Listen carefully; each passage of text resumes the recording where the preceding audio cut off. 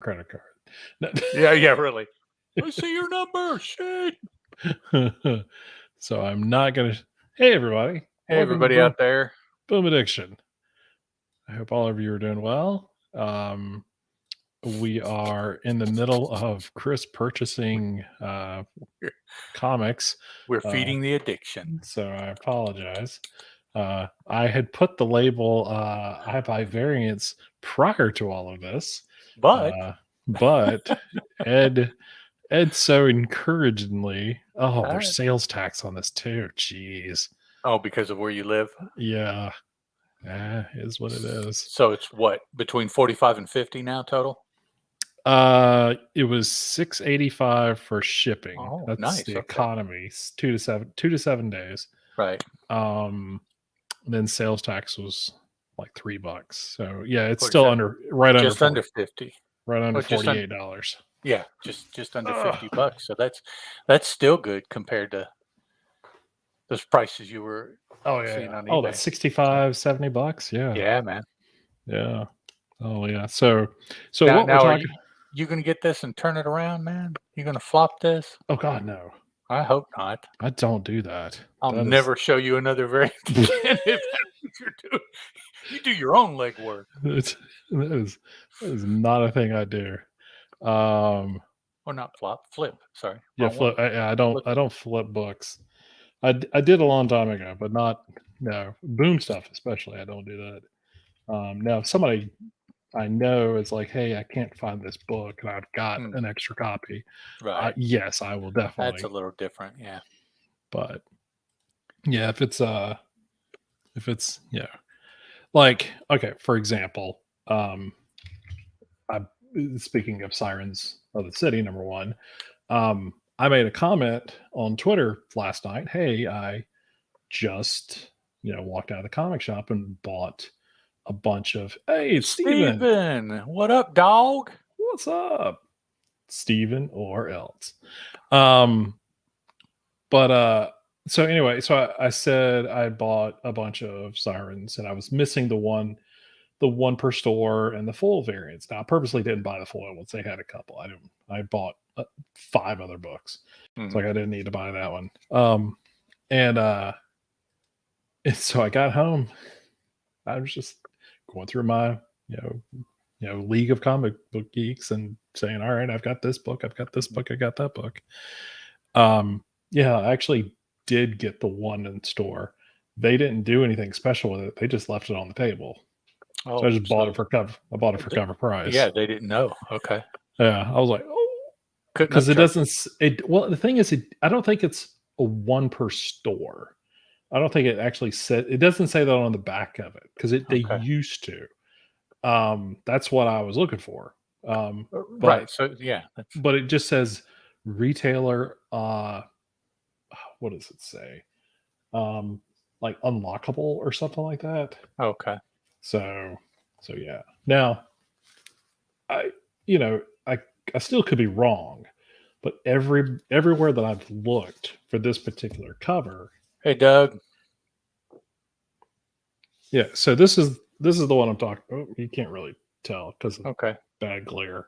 But it just says unlockable variant on the back. So I'm still not 100% sure.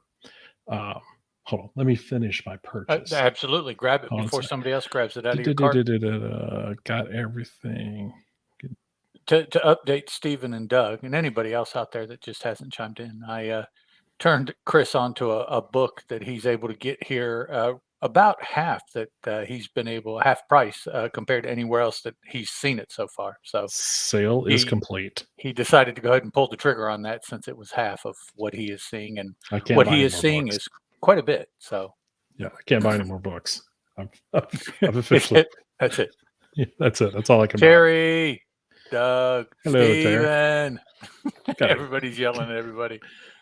So, all right. This is where us older people go, what's yeah. All right. So let's properly introduce this show. All right, we will get going. I appreciate everybody in the chat being patient with us. And if you were watching us in the future, thank you for checking us out. So, all right, in 3, 2, 1. Hey, everybody, welcome to Boob Addiction. This is episode number 7 of season 4. I am one of your co hosts, I'm Chris Barton. He is Mr. Ed Moore. Ed, how are you? I'm, I'm doing fine, and Ed is fine, and the I'm like, Mister and the this and the that. oh, No, I always introduce you're you that way. you're all juiced from finding the book, so I appreciant that, sir. not a problem. So, That's the I, first thing I did when you showed all those different covers. I was like, yeah, well, I wonder what Lone Star's got. yep. So, for those of you who don't know, Ed pointed me out to Sirens of the City is my new book. And so, not my book personally that I made. Hey, here's a comic I made. Yes, No, it's finally. finally broke Yep, the ice, that's it. broke through the ceiling. No, it's my new favorite book, and we'll talk about it later in the show, reasons and all that other feelings. But I picked up, it's got a ton of variant covers and stuff like that, and a lot of them are the foil stuff, and then there's some ratios and all this other stuff. But I usually balk at ratio covers because they're always stupid expensive.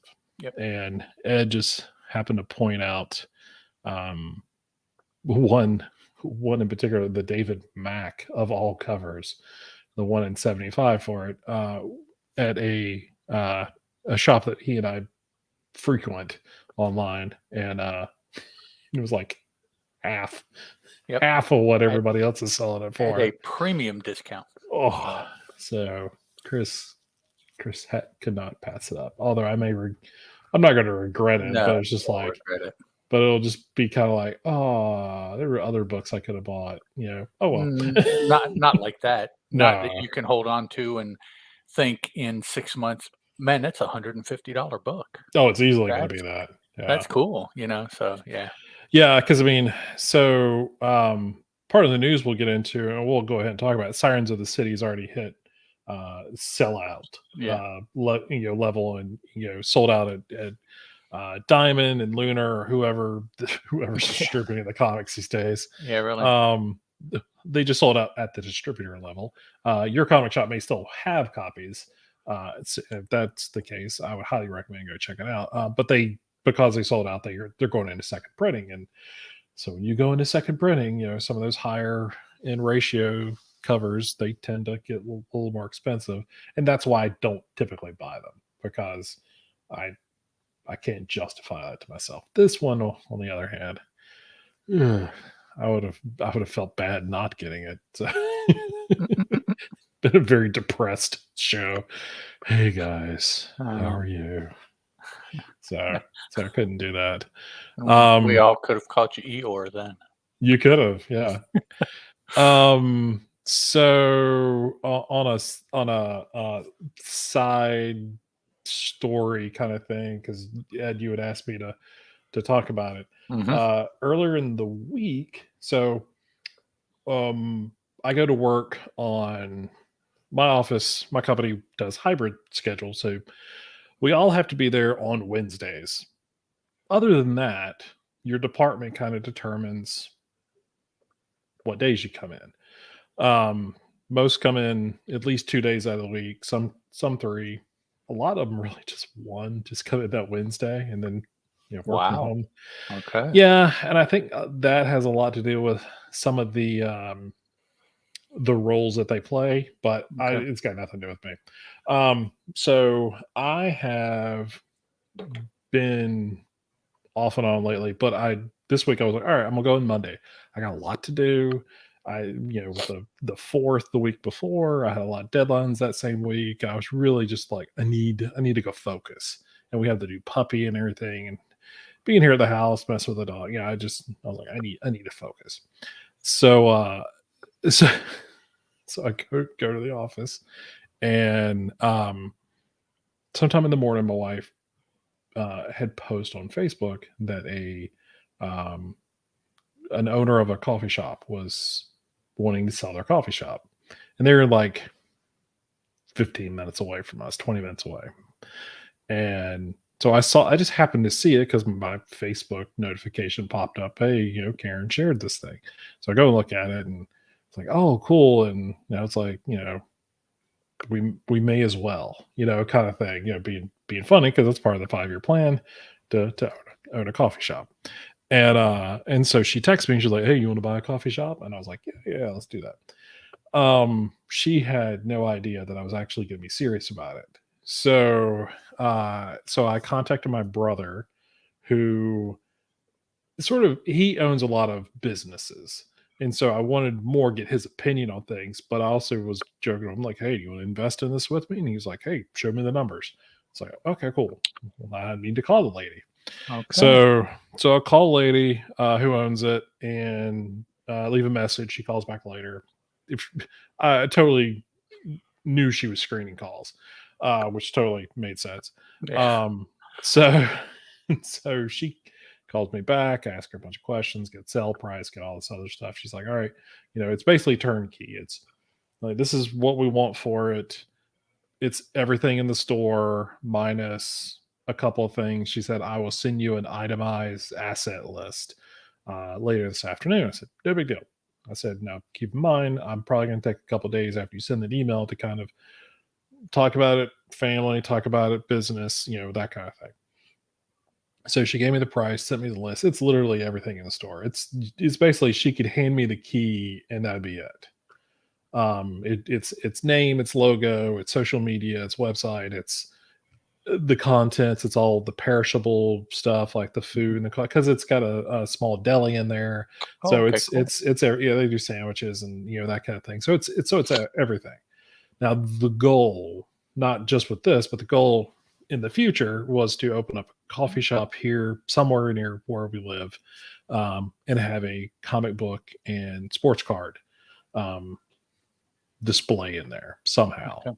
And so we're always, trying to figure out a good name for it because I always just refer to its comics, cards, and coffee, or coffee, cards, and comics, or what, that's just how I refer to it.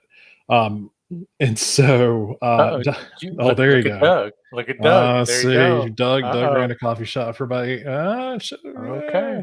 Okay. So I'm gonna keep you in mind, Doug. Don't want to do that because I know you live near Insider me. info. Well, not near me, but at least near enough, so I may bend your ear.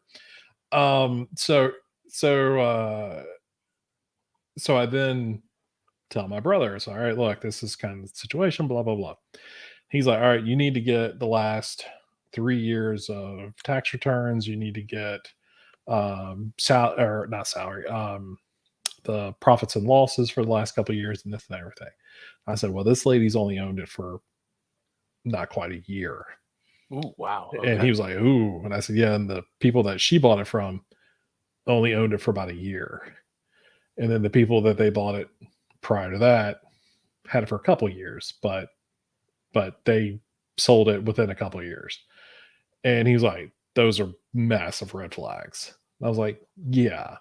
And so we kind of Terry gets involved. I love coffee. Well, look at Steven. What Steven say there?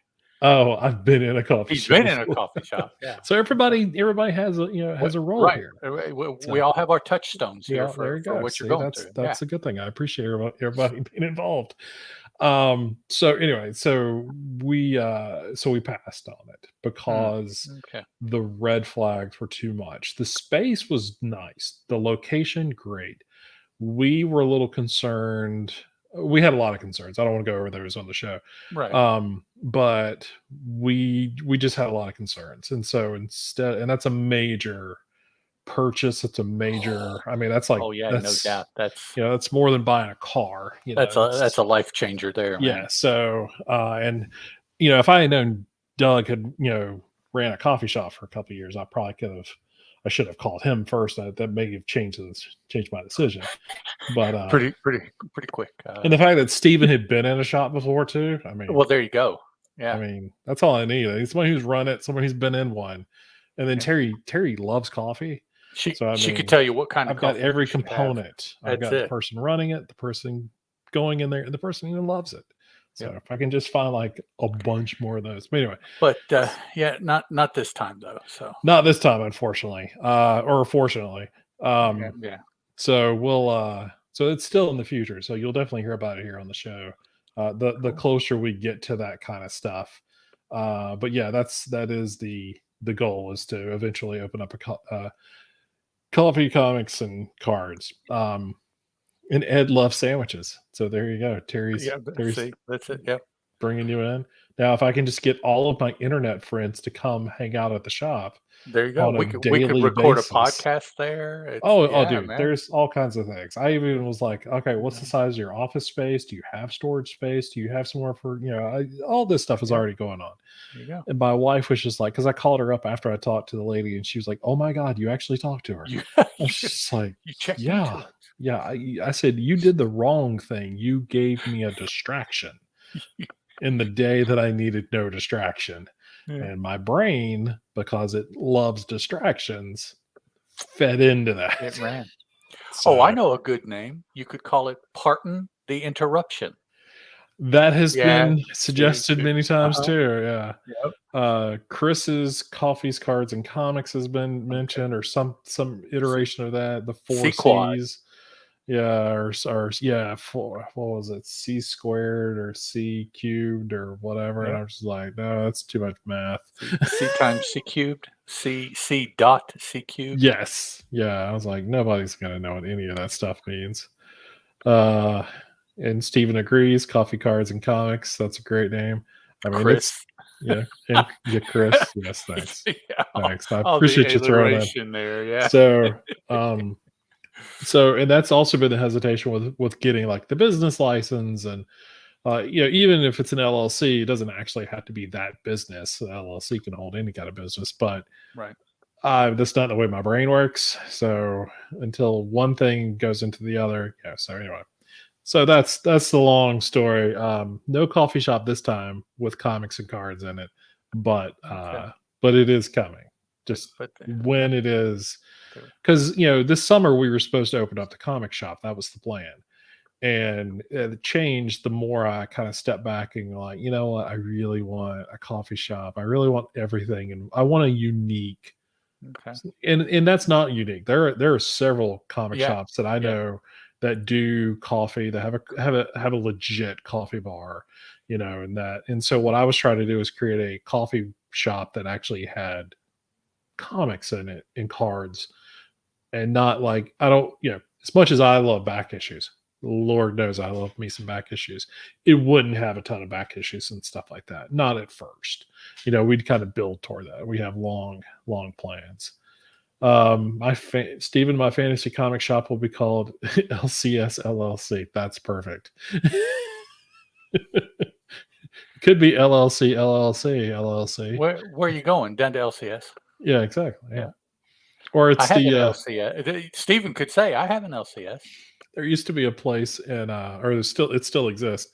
When I used to live in Spartanburg and worked in Greenville, and as I'm going out to 85 to get on the highway or whatever, there was like this little bar kind of thing or whatever, and it was called the Office. And so Going down to the office.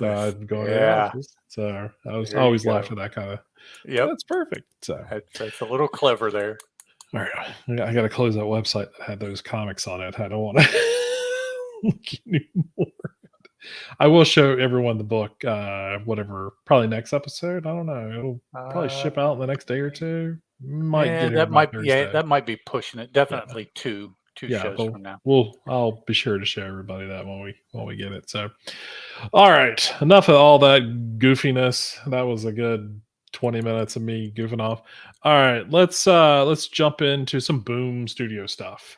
So let's lots of bits of news that have come out. San Diego Comic Con's next weekend. So Boom is known to, well, and other publishers are lots of publishers are doing this now. Instead of waiting to San Diego to announce Mhm. everything for the last couple of years, they've been doing press releases leading up to it, so it doesn't get lost in the mix.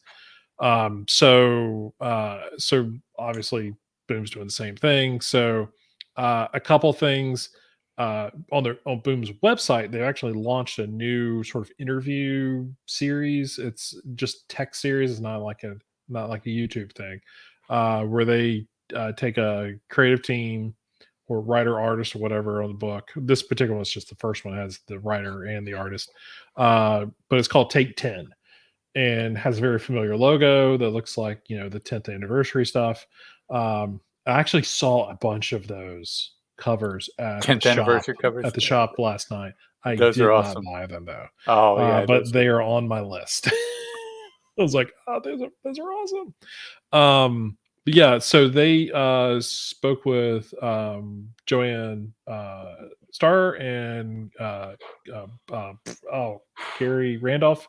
Wow, from Sirens of the City, and talked about them. It's 10 questions, 10 answers are always pretty simple, but entertaining. Give a little bit of their background of the characters that they created for this series and sort of the elevator pitch and everything like that. So if you're curious about this series, if you go over to Boom Studios' website, look under the news, you'll see a link for Take 10. So, and then some other stuff. You want to talk about the Kickstarter real quick? Which one?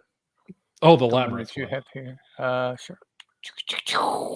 Yeah, and I say that because I haven't gotten the third trade for Berserker yet. The Oh no. Claws one is coming out in December. Yep. I just got the we need your order information for the Skinwalker one, which I then found out is going to be 4 individual issues, which means that trade won't be out until 2024. Oh crap. Yeah, I saw they're that the issues were solicited. Yeah. yeah, the first one was in this previews that Yeah. just came out. Um, and then we had the um, this is Labyrinth. What other book did they recently do that they did hardcovers for all of them, and you could buy Mm, 3 or 4 hardcovers, well, and let's it see. was like, Expanse. Expanse and had one not too long ago, no, this and was a longer running book. there was a Power Rangers one. Is that the one where they did all of their books in a series of hardcovers that you could get? Oh no, Giant Days. Yes. Okay, that was They it. did the Correct. library or yeah, library editions of those. So Okay, oh, then so Doug's right. Dark Crystal. yes, that's That's one that's that's the most recent one. Or yeah. actually, was it announced like just a week or so before this one for Labyrinth? I mean, Dark Crystal and Labyrinth seemed were really No, they've close already done together. the Dark Crystal one. Oh, had they? Yeah. Oh, okay, okay, Yeah, that was several months ago. okay. So, anyways, they've announced a new Kickstarter. Boom has to get together their I think it's 2 series for Labyrinth that they're going to put out here. Let's see. In the lead up to San Diego 2023, Boom Studios is launching its 4th Boom Direct Reserve campaign of the year, celebrating the legacy of Jim Henson's seminal and final, be very careful with that word, it's seminal, and final feature film, Labyrinth, and the complete Jim Henson's Labyrinth graphic novel collection campaign on Kickstarter. So it is the Dark Crystal 40th Anniversary Library campaign in 2022, which Yeah, they wow. already Yeah. have out there. Boom Studios is celebrating Labyrinth, Jim Henson's visionary musical fantasy starring David Bowie and Jennifer Connelly that has inspired and captivated Jennifer Connelly. Was He was she in already The Rocketeer? yes. Yeah, okay. Yeah. That was inspired and captivated audiences of all ages for nearly 40 years. Now, for the first time ever, Boom Studios, in partnership with the Jim Henson Company, proudly presents the beloved original novelization by A.C.H. Smith, adapted into a fully illustrated graphic novel featuring a brand new cover by fan favorite cover artist Miguel Mercado, who has done covers for Magic and Yep. Dune House Atreides. In addition to the new graphic novel adaptation available in both hardcover and slipcase, Boom Studios is offering all of its previously published Rocka who? Oh, you're so funny out there. You messed me up. Featuring a brand new. No, I'm sorry. Boom Studios is also offering all of its previously published Labyrinth sequential stories in a pair of complete deluxe editions Yep. with complete Labyrinth Coronation and complete Labyrinth Beyond the Goblin City. Now, this is interesting what they're doing because they recently did the novelization into a graphic novel with a Skinwalker Ranch related Yeah. novel. Um, it's a new edition of the prose, but they are releasing what will turn out to be a 4-issue mini Hmm. adaptation of the in graphic format of the prose novel. So the Kickstarter was either for the trade paperback or the second edition of the novel or both Yeah. in soft or hardcover. So you had all these different choices you could make. So I guess there's a thing for that, taking a novel and making Yeah. a Yeah. graphic novel out of it. So I mean, it's they do I mean, I know Marvel did adaptations of this and Dark Crystal and all this other, mhm. back in the 80s because that was the thing you would do. And they sold really well. Well, Um, it's Jim Henson. I but it's has Jim, yeah. has he had a property that really didn't sell well? Well, true. Yeah. Yeah. I, not that I can think of off the top of my head, but yeah. No. Even Fraggle Rock did super well. Yep. Hey, I have them. I I can do go in too. here and pick all their funky shaped They're books off of the they're not shelf on in my here. desk anymore. They're So over here I've somewhere. got them. Yep, But they're the same yes. shelf as the mouse guard, or the Yes, same size. exactly. Yeah, Little square bounds. hard to do anything with. Put in a bag, put in You a cannot box, do it. put in a Yeah. yeah. It's They have their own shelf. yeah, they're hard to deal with. But yeah, Fraggle Rock and Mouse Guard maybe Yes. not have anything to do with each other, but they're there together because they're the same shape. I've got a high top shoebox that I have to put them in because it's no, I'm just kidding. Yep, It's the only thing that it'll fit in. I bought a piece of furniture that Right. it'll yeah. So that's their most recent Kickstarter. They've been hitting the Kickstarter pretty heavily since they Yeah. did the Berserker one. They've been popping them out pretty steadily since then. Yeah, and you shared on Fans of Boom Studios, our Facebook group, an article that showed, I guess was it this year's? The Uh, first half of this year, yeah, first half. they have two of the top five, but actually it turns out they have two of the top three because Yeah, it's the highest grossing and third highest grossing yeah. of comic book Kickstarters. And I was really well, I shouldn't say I was really shocked. I was kind of shocked at the um like the total campaign or total amount of money that like the expanse brought in. I'm not surprised because that audience is huge. Apparently Um it is. Yeah. but I didn't realize it was going to be that big. Like that was impressive. Yeah. And also, it deserves noting in fourth position, it was an absolute Kickstarter maniac, Brian Polito. Oh yeah, yeah. I It was saw one of that. his books, which I did get also. Yeah, of course you But did. he, it's something. You have on one hand, you have somebody like Brian Polito that absolutely hits his goal within minutes of turning Oh a yeah, Kickstarter on. yeah, And then you have other people that absolutely struggle to do all the things to make a Kickstarter successful. yeah. Most of it on the back end Yes. after the Kickstarter soliciting money and all Yeah. the fulfillment side of they trip and I'm like, dog, you do the same thing this dude does. Ask him. Yeah. Ask him how it Exactly. works. You have an example right there. Now he is far from the only one, but I mean he is Oh yeah. probably one of the best at every 2 to 3 months Yep. he puts out he's been He's got him rotating rolling. through 3 properties, Yep. and this year he's gonna introduce actually a fourth property Oh that wow. he's gonna start rolling with.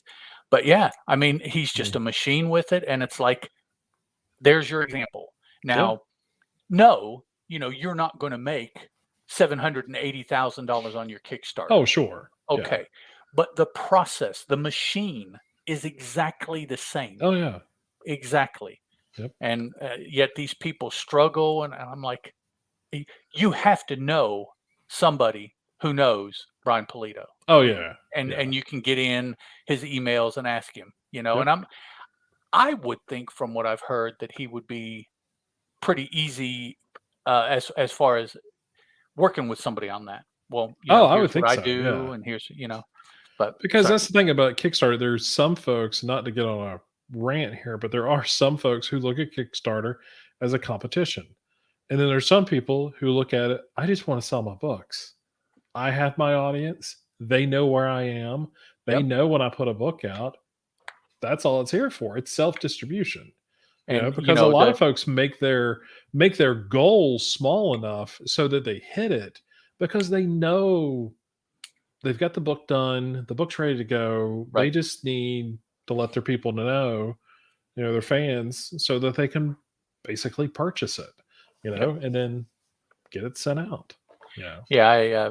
Along that vein, I got a update from somebody who, about a year ago, I pissed off enough that he gave me a refund, but I'm Nice. still part of the project.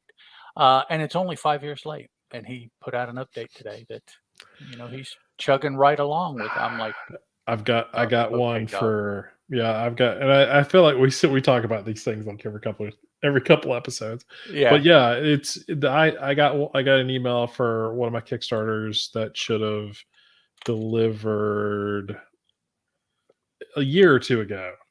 Okay. And I went back and looked at the original campaign. Hmm. And in the very first paragraph it says, "This book is done other than coloring." Like it was a 40-page book Wow. and everything was done except for the coloring. And what the problem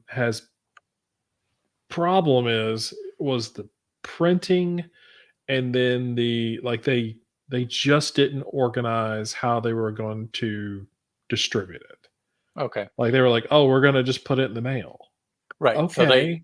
They got a drop of all these books, and they're like, oh crap, now. Yeah, now I have to go buy, either Gemini mailers, or Right. I got to go, like you should have budgeted Yeah, this. and Like, I have to sit and fill them out by hand or print them right. out or what. I have to make sure all the perks are included for these and Mhm. which ones, what level perks, and it's like, yeah, It's called work. This is yeah, what you want to do. I, Plato's one and paper films. I support a anything that Palmiotti and Connor put out through paper films. I back the moment it happens. It's mhm, much like you do with Brian Polito. yeah, Is the moment it happens, because I know I am like I'm not wasting my money.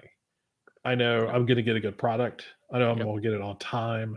I'm not going to get excuses unless, like, hey, the warehouse burned down. right, right, yeah, Those kind of excuses I'll hear, and I'll be like, I'm good. I mean, and sorry that happened, but I'm how do sure we you fix saw this? on Twitter that he and Amanda are going to San Diego on their own dime. I retweeted that or quoted that Mhm. and said, folks need to get on the ball and support these folks. And he's like, That "Oh is yeah, there'll be ridiculous. people there that want me to sign stuff," and I'm Yes. thinking, "Dog, I know you want to be good to your fans, but the answer should be no." Oh, no, no, no. He's talking about publishers that want him to be at their Oh, that want him oh, and Amanda to be at their forget you. booths. You Yeah, pay for my exactly. stuff. Exactly.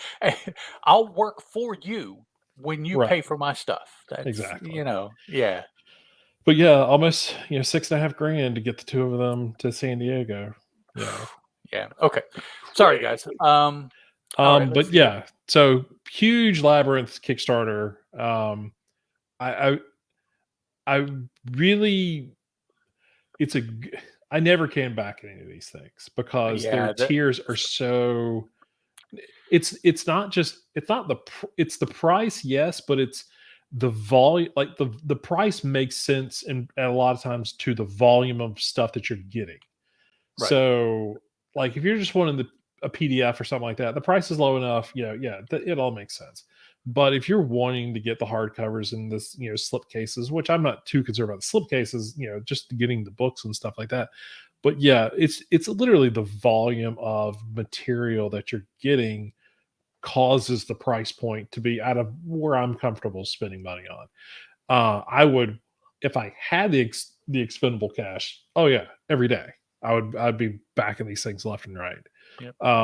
I do, based off of your experience, feel that you know the the idea of I'm backing something today that I may not actually see for 3 or 4 years It's because they're yeah. waiting for the book to come out to then package it as a trade or that kind of process.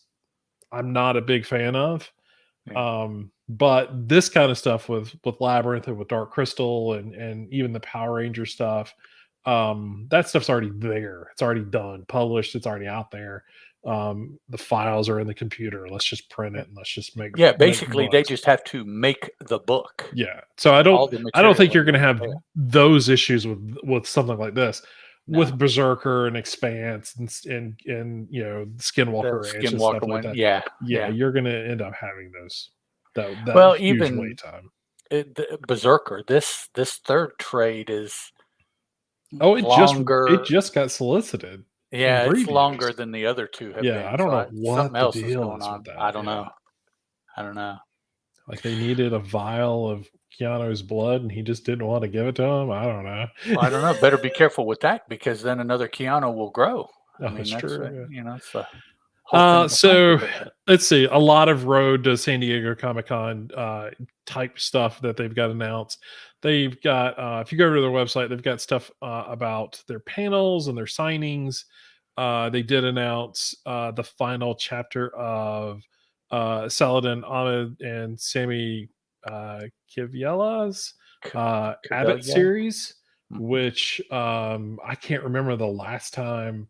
It was 19, what was it called, 1969, or I forget what the actual year was on it. But yes, I mean this one's supposed to be 79. Yeah, 69, 77, and Okay, is that what it 79. was? Does that All right. sound right? It's been a Yeah. while since I've read them, so I can't remember the years. But yeah, let's see. Here's I was gonna say here's Doug's Doug like, I Dog checked and out a the Kickstarter Labyrinth for Kickstarter. Labyrinth, and they don't even have a writer artist attached to the new book yet. It's not a new book. It's the old stuff. Well, It's but the novelization, I think, is what he's talking oh, about, correct? okay. They Yeah, don't if have you're a that's what you're talking about. No, they that's who they're I'm pulling it back up just to verify, but I think they were talking about um the A.H. Smith is adapting into a fully illustrated graphic novel featuring a brand new. Okay, so uh Ricardo's only doing, or Makedo's only doing the cover. But cover. okay, so yeah, you're right. You're So right. is the original novelist going to do the graphic Oh novelization? no. It didn't Yeah, say that either? that is Okay. a good point. Yep. Good catch there, Doug. So then it goes back to that question like you brought up. Well, how long is that going to take? Yeah, Because two-thirds of it that they've said they already have in pocket.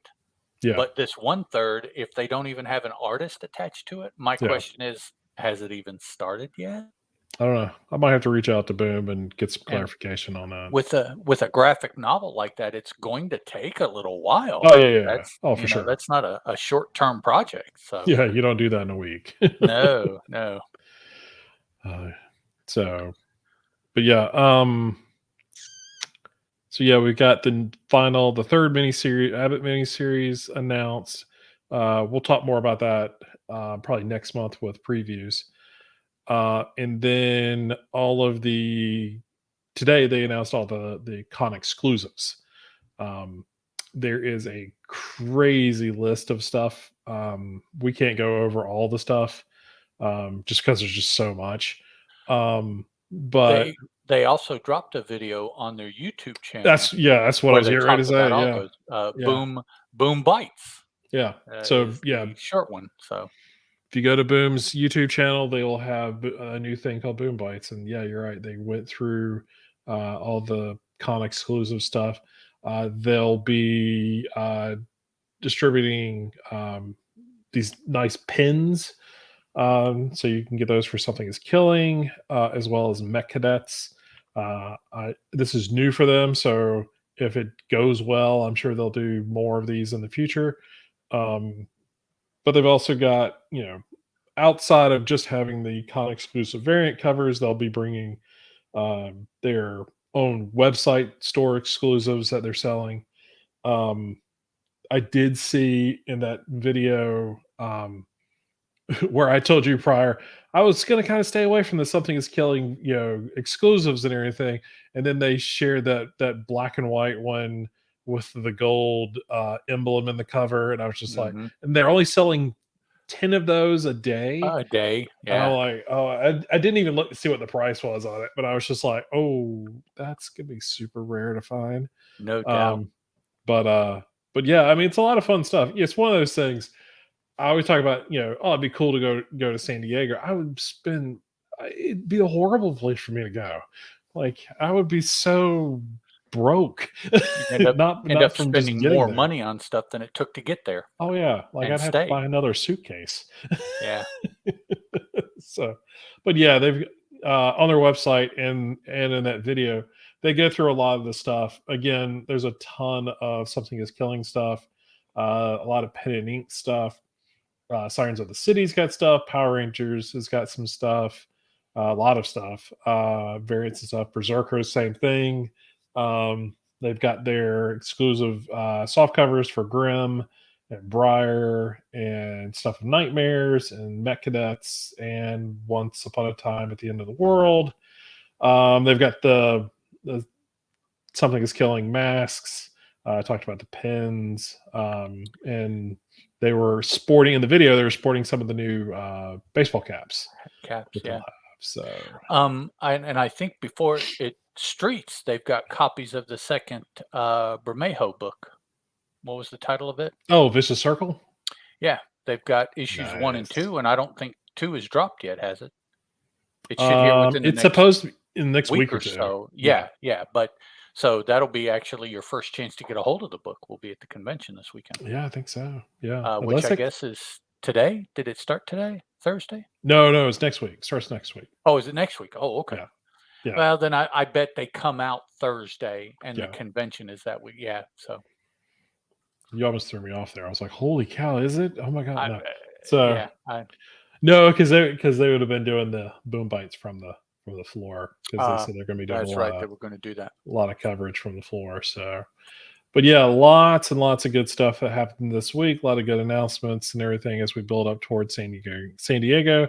We'll be obviously back here Thursday, Thursday night doing the show. So I'm sure that we'll have more San Diego stuff to talk about then. So be sure to follow Boom Studios on Twitter and their Facebook. A lot of those For sure. announcements, and if you're missing it there and you're, part of our Facebook group, we'll be, Ed's sharing up all that stuff, and our Twitter will be.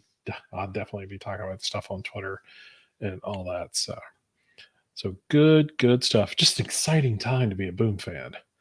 I just love San Diego. Never been, never will go. But I just love all the announcements and stuff like that, and seeing things I'll never be able to buy. Yay! Doing a lot of stuff. Yep, a lot of exclusive stuff. Yeah.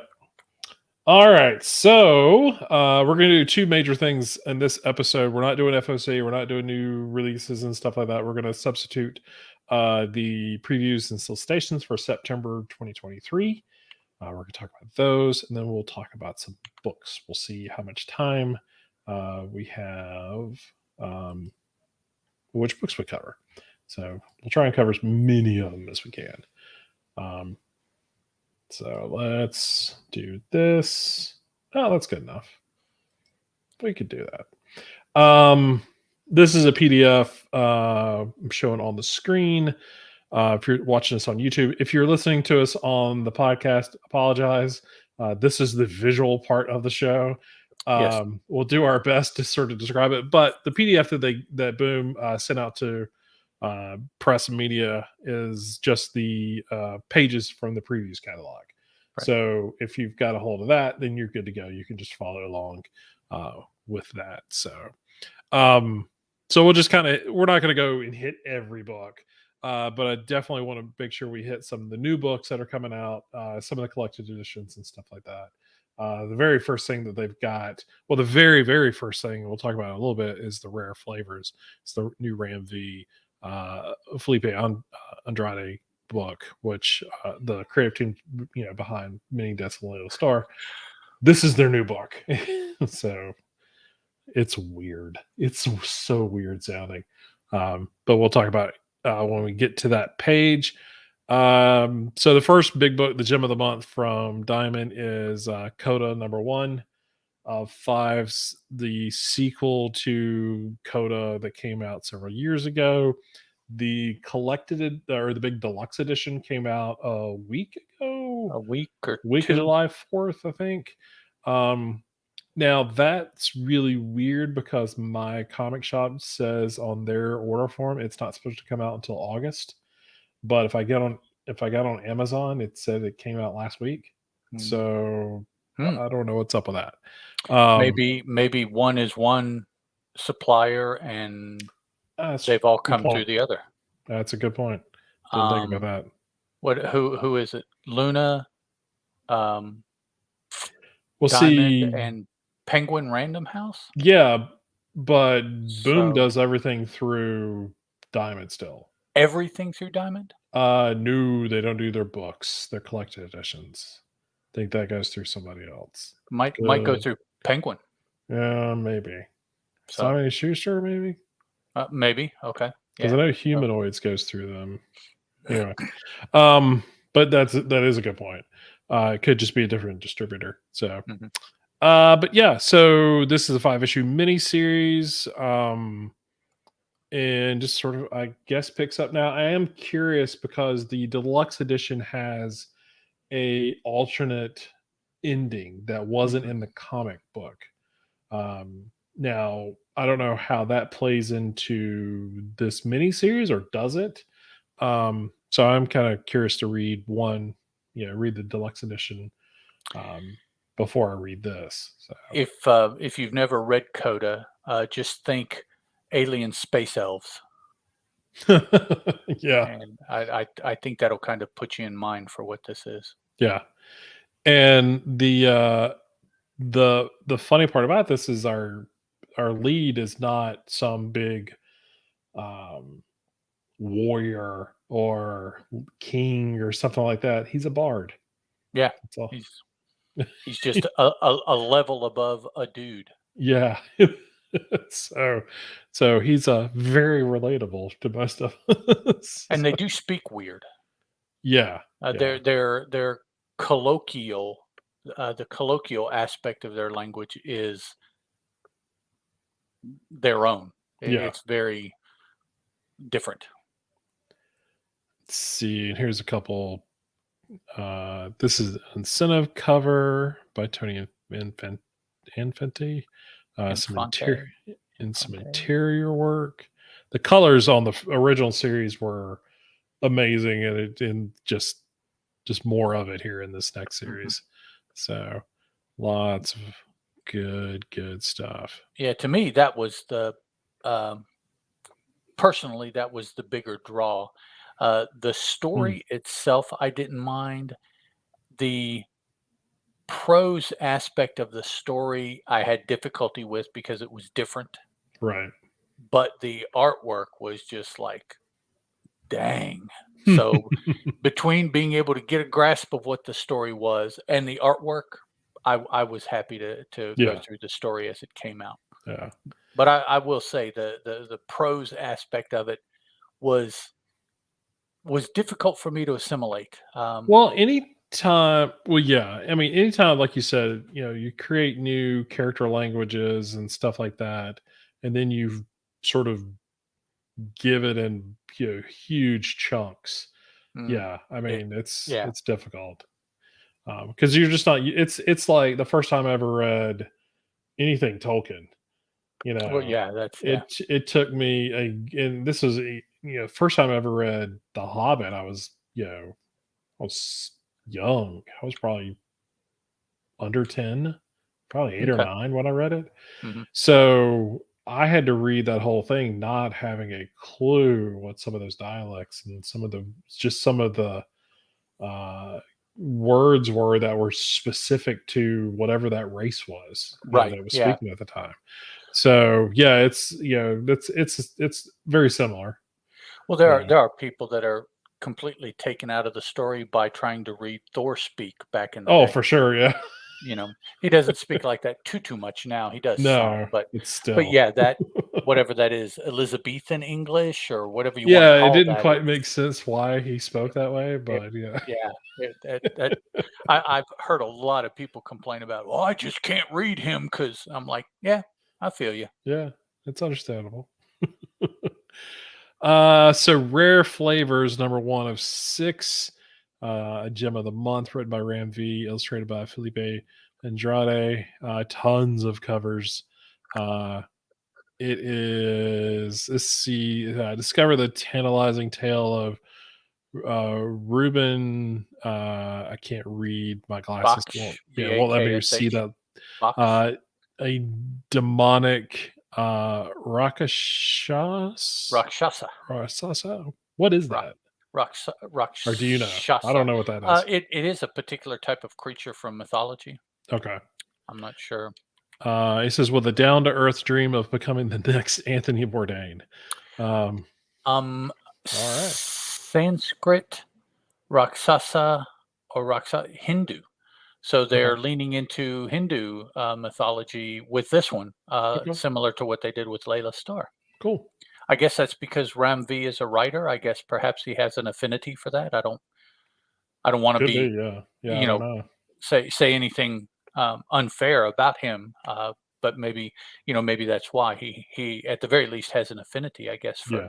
Hindu gods and Hindu mythology and such. So he's brought us another story where he is bringing that to play. Yeah. And I really do think this book is going to get a lot of attention based off of the success of Oh Layla Starr. So, yeah, yeah. um, it's kind of interesting. I mean, Ramvi's been around for a bit. I mean, not I don't know. I can't remember exactly how long, but he's been around longer than a couple years, Mhm. and has not, um, I don't say staked his claim of fandom or whatever. But that Layla Starr man, he hit something just right, Yep. and sometimes that's all it takes. And so this is sort of a, like I said, not quite. It's not a sequel per se, but it is definitely the his uh his next next big thing. I think a lot of people are, like I said, are going to be excited to be checking it out. This particular book does have an ash can that they actually solicited in last month's previews, Hmm. which really surprised me that they would do that with an ash can. I probably talked about it the last time we talked about it. I did pre-order that one just to make sure I got it, because I do think this is going to be one of those books that folks are going to want to check out, and be kind of neat to get a head start with the ash can. So this is an incentive cover. I mean, that's crazy. I dig that. Some character design. Um, I mean, you read Layla Starr, you know exactly what you're getting from the art, which is great. So yeah, some other character design there. Moving on to Hunt for the Skinwalker, issue number one of four, written by Zach Thompson, illustrated by Valeria Bruzo. Bunch of covers on that one as well. And was this what you were talking about? We're going to get the Ye- four issues before we ye- get the trade on it. yes. Yeah. Okay. Yeah. So, eh, you know, I And guess. this is about a the pros. I'll say that because it's hard to say exactly where they're going to go with the graphic novelization, but the prose is about the previous owners of Skinwalker Ranch out in Utah. Mhm. Um, and the previous owner, it is owned by a private gentleman now, and he bought it off of the people that owned it that the prose story is written during their ownership of. Right. So it's one owner removed. Now it has been owned by other private rancher people Mhm. dating back into the 1800s, European Yeah. people that bought the property. But this is and the name of the Bigelow, Robert Bigelow, that was his name. He's in the space tech industry currently, Oh, so it's yeah. Yeah. kind of interesting that he bought Skinwalker Ranch, but that's probably Mm, part of the whole thing that they go into here. But it's Skinwalker Ranch is the basis of a television series on History yeah. Channel right now, and actually, it's popular enough that it has a spinoff now, also. Oh, wow. Um, Outside Skinwalker Ranch, I believe. The Secrets of Skinwalker Ranch is the show, and I believe the Outside would be literally everything else. yeah, the spinoff is It's outside it's just the news. well, their thought is that, wow, if we can find these weird things happening somewhere else, maybe we can tie it into the weird things happening. I'm like, Mhm. well, can't you do that anywhere? You could go search the Yeah. Titanic and make a connection. Oh, Yeah. yeah, for So, sure. but I'm a, I watch it. So Yep. I'm a mark. You're fine. Doug's really excited for Rare Flavors. Oh, yeah. Excuse me. Yeah, Yeah. good Yeah. stuff. I am too. Yeah, I'm really, uh I really think Rare Flavors is gonna be one of it'll be a sellout, Hmm. easily. So, be sure to get it on your order. Now this is just previews, so if you're kinda questioning it, we do talk about FOC, you on the show usually. So, we will be highlighting when FOC comes along. So, On the info for the book, there's a gentleman named George Knapp. yes. He's a UFO newspaper researcher. I listen to a podcast that he does. Oh, okay. See, I've stayed away from UFO podcasting because I feel like if I started to listen to it, that's all I would listen to. Because There's growing up, I forget what the AM radio guy was, or okay. maybe he still is alive. I don't know, he's still doing it. But there was a dude who talked about really creepy stuff. Like I'd find him on random Mhm. AM channels or whatever, when I'm driving or whatever. Anyway, I guess that's all I did. I didn't pay attention to the road. But I would listen to like his cool, like creepy stories and stuff like that, people calling in and weird, Area 51 Yep. stuff. And Yeah, uh there's a lot of those shows out there. I'm just like I love that stuff, but I don't I have to do other things during the day, and I would just do nothing but listen to that stuff. just feed it in my brain. Yep. Let's see. This is and talking about my brain. This is kind of how it feels when we start talking about this stuff. This is a pretty snazzy variant cover. Suspiria Vilches, Hmm. I think, I think that's how you say it. Yeah. as far as the pronunciation. So got So, some concept art for the characters, the characters, um, and then we've got some of the other folks that will be in there. We have another Stuff of Nightmares, another R.L. Stein series. This is Red Murder. This is not, if you missed out on the last Stuff of Nightmares, this is R.L. Stein, unkid friendly. yeah, This is not this is for Goosebumps. This adults. is for adults. Definitely a mature label on that 100%. Uh, Adam Gorham's doing the art on that. And so I feel like that book is in good hands art wise. Then I definitely feel like it's good. It's on the writing part of it, but definitely with Adam Gorham doing it. If you've Uh, never seen R.L. Stein, that gentleman in the upper right hand, I believe, is him. oh, right here, yeah, Yeah, yeah, I believe that's R.L. Stein there. yeah. And if you want to go back and on Boom Studios YouTube channel and their podcast, Mhm. they interviewed him a couple episodes back Right. when the collected edition for the first Stuff of Nightmares came out. So really interesting guy.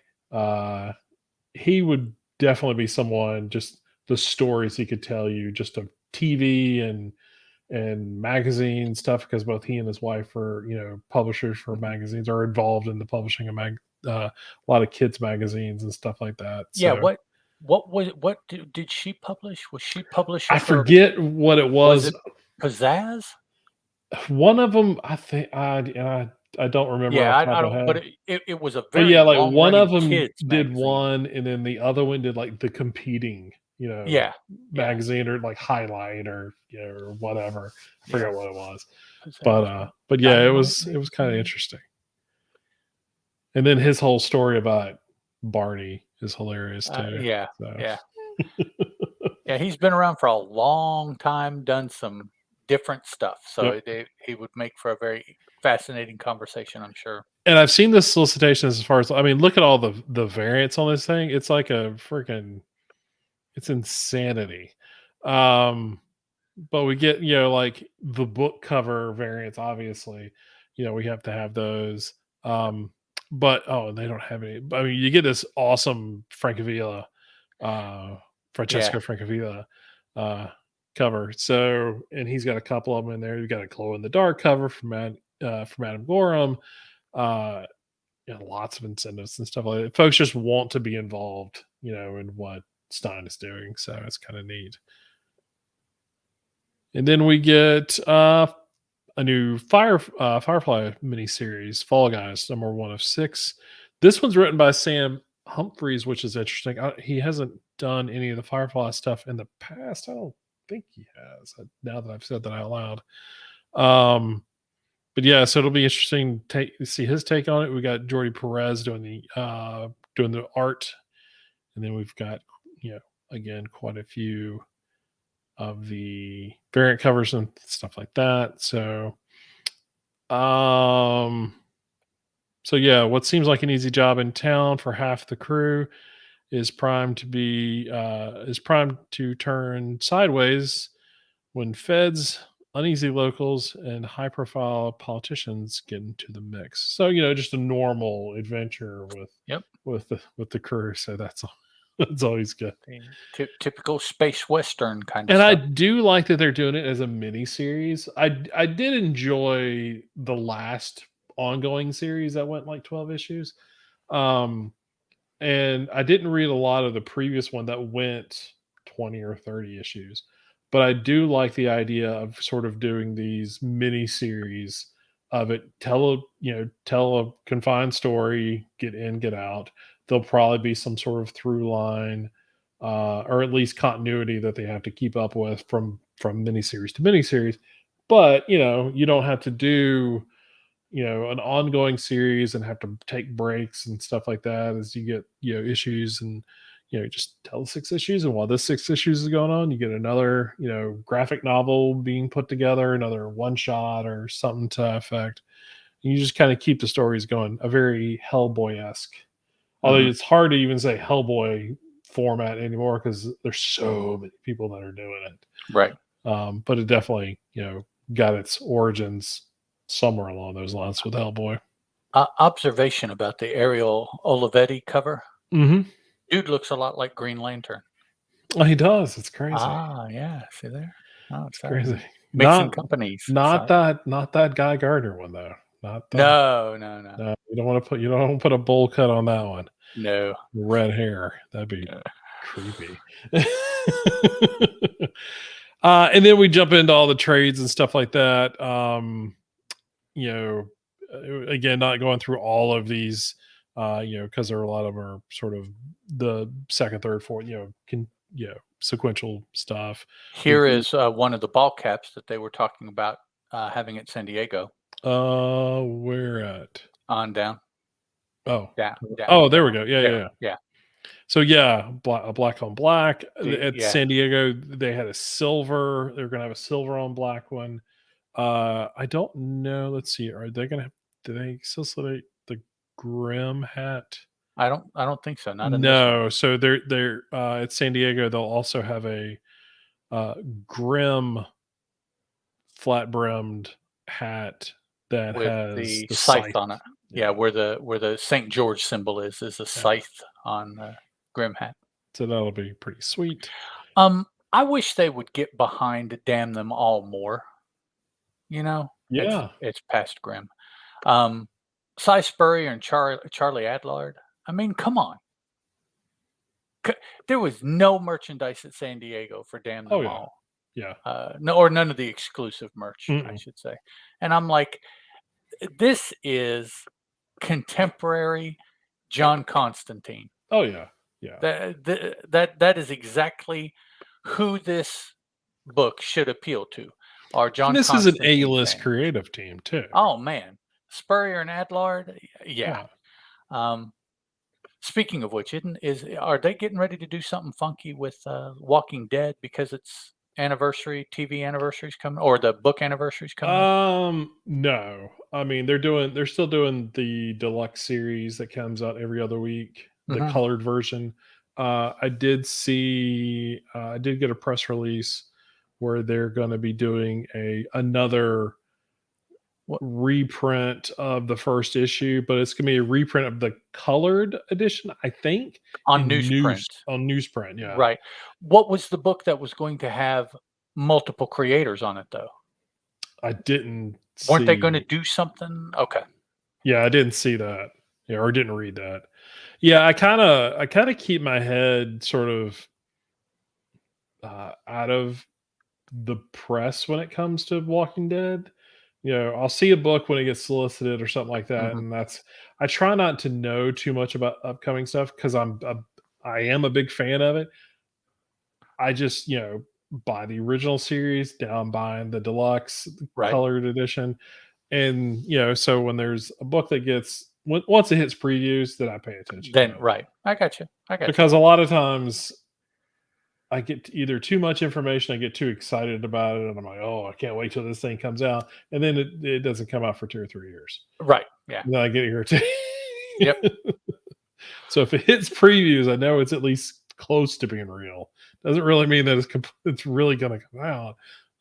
There are a lot of Rob Liefeld books that I thought were going to come out Oh, that never came out. let's not talk So about the Rob there was show. an Alias book at one point. There was an Alias. Yeah. Yep. Jennifer Garner. If No you've never reason to watched that touch. show, you need to go back. So Met Cadets continuing. Alice Never Who, After. Can't wait to who is put. going to be in Deadpool, right? Um, Jennifer Garner, Jennifer Garner is going to be in the new Deadpool as her Elektra character. Elektra. Yeah. Yeah, so that'll be fun. Um, moving on down, we've got the next Kickstarter that I'm waiting for. This is the best cover ever, right? So here it's solicited, so that means that it is definitely So we on its way. get Claws, which with a Dan Mora, new Dan Mora cover. But yes, this is how many pages? Almost 500 pages. Yep. Crazy. Well, it's got 7, 8, 9, 10, 11, Oh yeah. 12.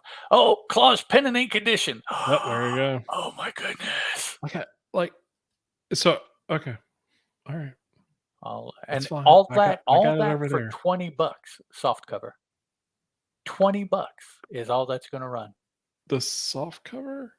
Oh yeah, right here. Jeez. No, this is Oh no, that's a different soft cover. yeah, that's a different soft cover. I was like, what are you talking about? Is this Yeah, see, This this is is the the complete. hardcover Yeah, this is for the 60. hardcover. Yeah, Yeah, I think the 60 soft bucks. cover was like 40 on Kickstarter. Yeah, something like that. Yeah. Definitely. I've got all the single stuff. I've got the pen and ink and all that. But Yeah, I do too, but it's cool. but it's cool though. Yep. Except for the pen and ink. Now you've got to get the original pen and Oh ink. yeah. Don't buy this for the pen and ink. I think real. I think Dan Mori needs to put all of his work in some Oh sort my of black goodness, and that white would be awesome. oversize book.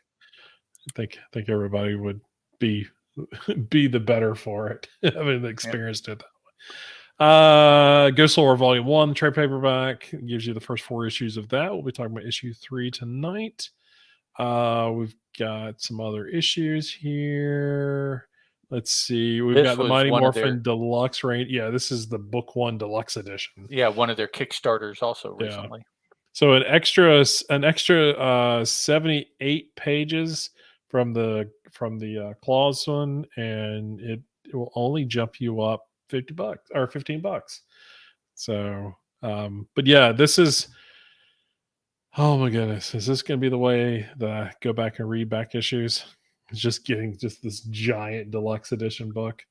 I mean, it's how I'm going to do Giant Days.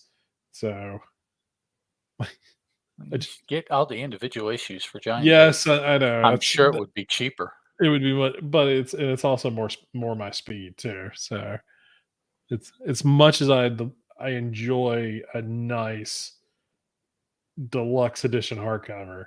And I have a few of them coming my way because I've pre-ordered so many of them. I did not pick that one up on Kickstarter. I probably will not. This will be a game day decision. So we get Power Rangers Universe, the soft cover, which has got that whole 6-issue mini series in it. More Dragon Tooth, Creed wrapping up, and getting a soft cover trade paperback. Only $18. That's good. It's a good price. We really enjoyed the first issue. I'm looking forward to Yeah, checking out and it seeing was how the very series interesting. go. Now here's the Jim Kickstarter. Henson Power of the Dark Crystal complete collection, $75, only 320 pages. But this is the official premium hardcover prequel to the Dark Crystal. Again, another Simon Spurrier, special here, but also with Philip Kennedy Johnson, illustrated by Kelly and Nicole Matthews, which is awesome. They're a great art team. Now, why is it $75 for half the pages of the other two that we just showed you? Jim Henson. That is probably why. Gotta cover those licensing fees, Yeah, yo. not him as an individual, but him as the No, company. right. Jim Henson Corporate, Yes, yes. So because Jim Henson dude is dead. So yes. couldn't be him. Then we get Beneath the Dark Crystal. Let's see, what was this? This is the Power of the Dark Crystal. Then we get Beneath the Dark Crystal, and then here's the Beyond the Goblin City Kickstarter. Kickstarter. This is something else that they've kickstarted, the hardcover. Yeah. So Yes. a lot going on here. Last issue of Vince Redemption, which I'm surprised they didn't all, the next thing wasn't like the hardcover for it or trade or whatever. Because they've gotten the other volumes in, graphic novel format. Giant Days Volume 4. These are great sounding. I have still not physically seen the book yet, so I am kind of curious. I know, I think I talked about this with Volume 1. I mean, Philip Sablik I think it was him, made a strong point that they were disappointed in how the original hardcovers came out. And so they had to go back and redo these because they wanted them to be on library shelves for a very long time. So, looky here. It's I been a it, while. I know it's been a long time since Been a we've seen a while. Garfield book Yeah. being published by Boom. So, but yeah, this is Garfield 1 through 8 from way back when. Mark Evanier, Scott Nickel, Gary Baker, Dan Davis, Mike Carlo, Andy Hirsch, Mark and Stephanie Hike, and then 8 issues. Do a trade paper. This says like there's nothing here that says this is like a reprint. This is like they did. I'm shocked they didn't already do a trade for this, but apparently not, because that book came out a very long time ago. Yep. But cool. I'm glad to see that. Maybe this is why Well, it's it because says the 45th anniversary. the first of 6 value priced collections. Oh, okay, that's it. So I Yeah, bet that's what they're doing is the reduced price on it. Yeah, right, putting it back out there at a lower price point yeah. to get people to buy it. So yeah, and this has got this particular one's series back for old and new fans alike, and a revamped collection of the first 2 volumes. So That's same the book. same price for the Yep. same books inside. That's Hmm. interesting. Yeah. And that's it. That's all that there is. Not a ton of stuff as far as like I mean, it's a lot of stuff. I mean, it was like 39 pages of stuff, 38 if you got rid of this ad page. Um, but yeah, so lots of stuff coming out, but not as much as you would think. I really appreciate that boom. It allows Ed and I able to pick up Uh, more stuff yep. every month, and Not you know, not quite an Image or a Marvel, yeah, I'm so not getting. I'm not. or Hey, can you? even not Marvel, an X Oh yeah, for book. sure. It's Yeah. I think just the X part of Marvel has more books than what Boom just had there. So, It's like, hey, can you publish 20 or 30 books a week or a month? A week. I wow. mean a month? Like, yeah. So all right. So let's jump into new comics. Stuff that's come out the last couple of weeks here. Anywhere you want to get us started? Sure. Let's start with Fence Redemption 2. Oh, wait. Oh wait, sorry. Yeah. Nope. Sorry, guys. Neither one of us read that one. My bad. I had it on my Um, list. I just got busy. I yeah. will I will at least briefly mention it next episode. I apologize. That was 100% my fault. We'll let's start with Grim 11. Okay. Sounds like a plan. So we are moving right along with our second chapter, shall we say, of Grimm. Well, I'm sorry. They have this labeled as chapter 11, and it's not book 2 because it's numbered 11. I don't know what you would call it. The second storyline, I guess. Yeah. Okay. Yeah, second story arc or whatever. Yeah. Yeah. Okay. Entitled "Ghouls Just Want to Have Fun." Ah, ha, ha, ha. Yeah. Written by Stephanie Phillips, who did she have a book come out this week? Oh yeah, she had one by Humanoids come out. It Eight is limbs. 8 limbs or something to yeah, Yeah, something like that. about MMA fighting and all that, which Stephanie Phillips A is or was. Muay Yeah. Thai fighter. Yep. So it's written by Stephanie Phillips, illustrated by Flaviano, colored by Rico Renzi, lettered by Tom Napolitano, with 1, 2, 3, 4, 5 variants listed. Logo designed by. Oh, excuse me. Did anybody hear that? I just heard that. Was That that that thunder and lightning at your Yes, house? there Oh there was wow. a very blinding bolt of Yes, it lightning was very outside. bright. I could see Yeah. it. Yeah. Logo designed by Dylan Todd and overall designer Madison Goyette. So, um, Oh, and we may start to lose Ed here live here on the show. His screen, if you're watching here on YouTube, is frozen. So aren't so we'll familiar. give him a few minutes. Oh, I'm back. There. Am I back? Now he's Yeah. back. Yeah. Yep. Could be my internet. Let's see. Yeah. And I think, yeah, yep. The rain has started. I hear it. Okay. So my internet could drop out at any time Okay. if the All right. storm is that bad. So if it does, I apologize, Oh folks. no, you're fine. No, totally understandable. Um, Jessica is the daughter of the former Death. She kind of unknowingly has been groomed to take over his position. Mhm. Uh, is not really too keen on any of maybe several positions leading up to that of Death or the position of Death. So Yeah. she's it kind of like in fairy tales where the prince or princess is destined, no matter what they do, Yeah. to achieve a particular title in their life. That's why they exist, according to the fairy tale. That's kind of where Jessica is.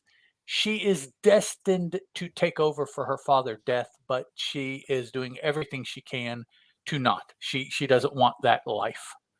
um some interesting aspects of Jessica. She is, as far as we know, fairly human. She's not 100%, Mhm. uh, but we do know that she is fairly human because her mother is all human, as far as Yes. we know. Now, her father being Death is not human, but I really don't know what you would call him. So that's Jessica. She is the mix of a human mother and Death, whatever. Whatever death is. Yeah, whatever kind of creature he is. So, um, several of her friends. One of her friends, she is still with Eddie. They've been going through some crap together on the run. They're now kind of captured, just awaiting some thing to happen to them. They don't even know necessarily what's going to happen to them. They're just captured and just hanging out. Another one of her friends, Marcel, was killed, which is kind of an interesting concept because we're dealing with Yeah. hell and death and the dead, deceased, and all. So it's like, well, is How this can a like the reaper die? yeah, the permanent death, like death, Yeah. or is this just little d death, It's or it's a death. yeah, Exactly. so I think he's getting ready to reappear in the story, probably as a nastier kind of something Mhm. creature or a nastier himself, and that will juice up the conflict for Jessica in that one of her friends is going to be something that she's going to have to overcome, Yeah. even though she is still mourning the fact that he is not with them in the normal guise of what these people Mhm. live. Her mom is recently escaped prison, and I say this so lightly, but that's the story. She's That recently seems the most escaped normal thing prison. in the Eh, issue. well, and she is currently in the company of life. Yes. So she had a fling with Death and had a child. Um, I forget exactly why she went to prison, but she's recently escaped and now is hanging out with Life. So life and death. It's very interesting. And then you have Adira, who is the current ruler of. She She's is the intern. she's the acting Interim. Death, but she Yes. doesn't have the full powers of the position of Death, Yeah. um, because of some other issues. One of which has to do with Jessica, actually. So I mean, Jessica is kind of the holdup on Adira achieving what she wants to do in. Mhm. Uh, I don't think they've really ever called it hell, but that's kind of what I envision. So and that's kind of where we are. The book ends with a surprise meeting between Jessica and Adira because Adira is the one that had Jessica and her friend Eddie captured, and she has them imprisoned. And she goes to Jessica, which kind of surprises her, and ultimately asks for her assistance. Mhm. She doesn't really want to say that she's asking for Jessica's help, Yeah. but she does require her assistance, and you kind of get an inkling, having read the storyline up until now, what that assistance is. But at the end of the book, you're not given any specifics as to Right. exactly what does Adira need from Jessica. There's kind of Yeah. a broad stroke what Adira needs, but how and where Jessica fits into that exactly is still to be developed in this story. Um, Very interesting color palette because of where everybody is. Well, where folks are part of the time. Part of the time they're Yeah. on Earth in a or well, they're on an Earth that, um, and I say an Earth because I'm not convinced it's ours. I'm not Mm. convinced it's like the Earth, but Gotcha. an Earth, um, where there are some problems because Jessica's father, Death, is dead. So there is no death because Yeah. Adira wants those powers, but like I said, for a variety of reasons, she can't get a hold of them. Yeah, Um, and poses an interesting sort of complexity to life because, yeah, what happens if there is no one in the seat of death who's holding that role. Right, there is no death, there is There is only no death. life, Yeah. but yet people are getting hurt and getting Yep. sick and having injuries and suffering the pain and all this that you would expect, but they don't Yep. go anywhere. They just stay like that. They Yep. just keep going. And so yeah, that's that is kind of an interesting side effect of the story. They haven't really Hmm. focused too much on that because that is the Walking Dead's zombies. Yeah. Whereas Jessica and Adira and Marcel, all those are the human survivors of the Yeah. Walking Death. So That's a good point. Yeah. that's what the story is about. What is happening to the Earth and all that is just kind of a setting. Now the setting is a character, but it's not a main character. So that's what we have at Grimm. Very mashup of fairy tales and myth and modern concept. Hmm. I do also like that so far everything seems to be really low tech compared to a lot of other stories from other creators that I read that occur in hell with denizens of uh, Brian Polito actually comes to mind. Right. Yeah.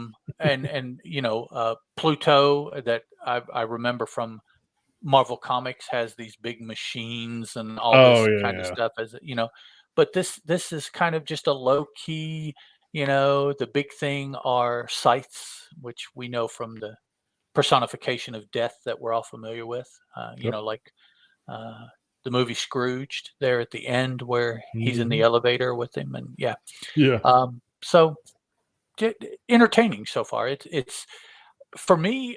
It's kept the same level of interest that I got after reading the first issue, and that's cool that it's maintained for a break and 11 Hmm. issues to keep that going. So I'm pretty pleased with my experience in reading it. Oh yeah, 100%. One thing I felt, you mentioned the coloring on it. The one thing I felt when I first was reading it, like it was something like I knew I had seen. It looked familiar, Okay. and now it's not because it was what I was relating it to. It's not, but I couldn't put my finger on why it looked familiar. And I started looking at Flaviano's like line, his line work and everything, and it's very minimal. There's not a lot of it's a very clean line style, which is great. I dig his art. And then we get the coloring and everything, and I was just trying to figure out what am I seeing? What is it? You know, what is this familiarity? And it hit me while you were talking. It reminded me of the Heavy Metal movie. Sort of that. Oh, It's a oh, very animated look because okay. because the backgrounds are somewhat, like, literally somewhat static. There's, Hmm. like, this sort of fuzz to it, and it's sort of like that matte background that animations, uses from, in the '80s and stuff like that, It does look where very animated, but not and not animated in a children's kind of way. right, yeah, But like you and said, there's, heavy like, metal and heavy, yeah. thick lines that are Okay. around the Wow. characters and stuff like that, and Yes. I was just kind of, flipping through it while you were talking, and I was just like, "This," and then you pointed out the colors, I'm like, "Yeah, it's something there," and I'm like, "This reminds me of, like, Heavy Metal," that movie, and not the magazine, which was inspired the movie, Right. but yeah, it definitely, has sort of that feel to it. And because I could, like, seeing some of the characters, I'm like, I could literally see them walking Oh, across the page, much like for sure. Yeah. I saw in the movie. So I was just like, oh, this is pretty sweet. Some of these panels definitely look like they could be, what are they called? Sickly or cyclies from the movie, the Oh pieces yeah, of yeah. Hmm. animation. Sickly, Cicely, Everybody something was, like that. Um, but yeah, it's still a super good book. I mean, I've really been enjoying it. It's one of those, I know there's an end to it. It's not like they've said, okay, we're only going to go 20 issues or something like that. But yeah, I feel like there is a I mean, there was always a definitive end, which could have just been the first arc, but Right. it was successful enough. And Stephanie Phillips and Flaviano have said in interviews where yes, they had more to tell, but it doesn't sound like, or it doesn't feel like that there's 100 issues of story to tell here. It'd be Right, and great. it And doesn't I sound like feel like they're pushing to get this either. Right, right. It definitely has the same feel as the initial storyline, Yeah. just a continuation of it. Speaking of animation, did you jump on board the Of Fire and Ice book in previews this last time? Not yet. I keep going back and forth on it though. It's more like if I know my comic shop's going to order it, and so I'll just pick it up when it comes in.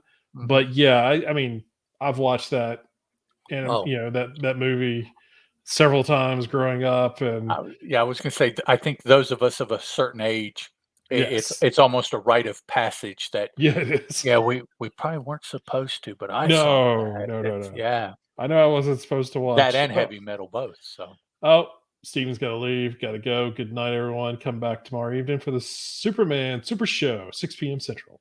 yep, 100%. And that's what you may see someone familiar if you don't know. maybe, maybe. Maybe. Maybe if the storm allows. Yeah, yeah, really. If Southern West Virginia infrastructure holds out. Yeah, exactly. But yeah, Fire and I'm definitely, yeah, I definitely don't think some of us were the right age for that. No, I no. do remember the first time I watched it, and it definitely felt uncomfortable with my parents in the same room. And they were like, "What are we Oh, you watching?" watched it with your parents. Oh, wow, Oh, for okay. sure. It Oh, wasn't intentional. We came home from being somewhere, and it was like, because we didn't have remotes, I was the remote, and so, I'm over there sliding the little thing and, like, going through each channel, and I saw animation, so I just sat back and started watching. I did the mm, exact same thing with heavy metal. Like, we had okay. HBO or whatever, but I had Yeah, the little it's like, animated. That yeah, and I how rough can it be? oh, Lord. Well, There was several. I don't think I actually watched the whole movie. I don't think I've watched Heavy Metal or Fire and Ice in its completion oh, okay. until years later. Yeah, I think college maybe. yeah, when the appreciation was there. Right. Yep. But yeah, I'm definitely gonna be checking that book out there. Um, so because I'm very curious on how they'll Yeah, handle that. So yeah, for sure. all right, so let's Alright. move on to Mosley. Okay. Mosley number 5. And honestly speaking, after the 4th issue, I really didn't think there was a whole lot to tell in this issue, and I was correct. Uh, so, Yeah, it's, written by Rob Guillory, illustrated by Sam Lofty, colored by Jean-Francois Belleroux, letter by Andrew Thomas, cover by Sam Lofty and several other folks, logo by Cody Chamberlain.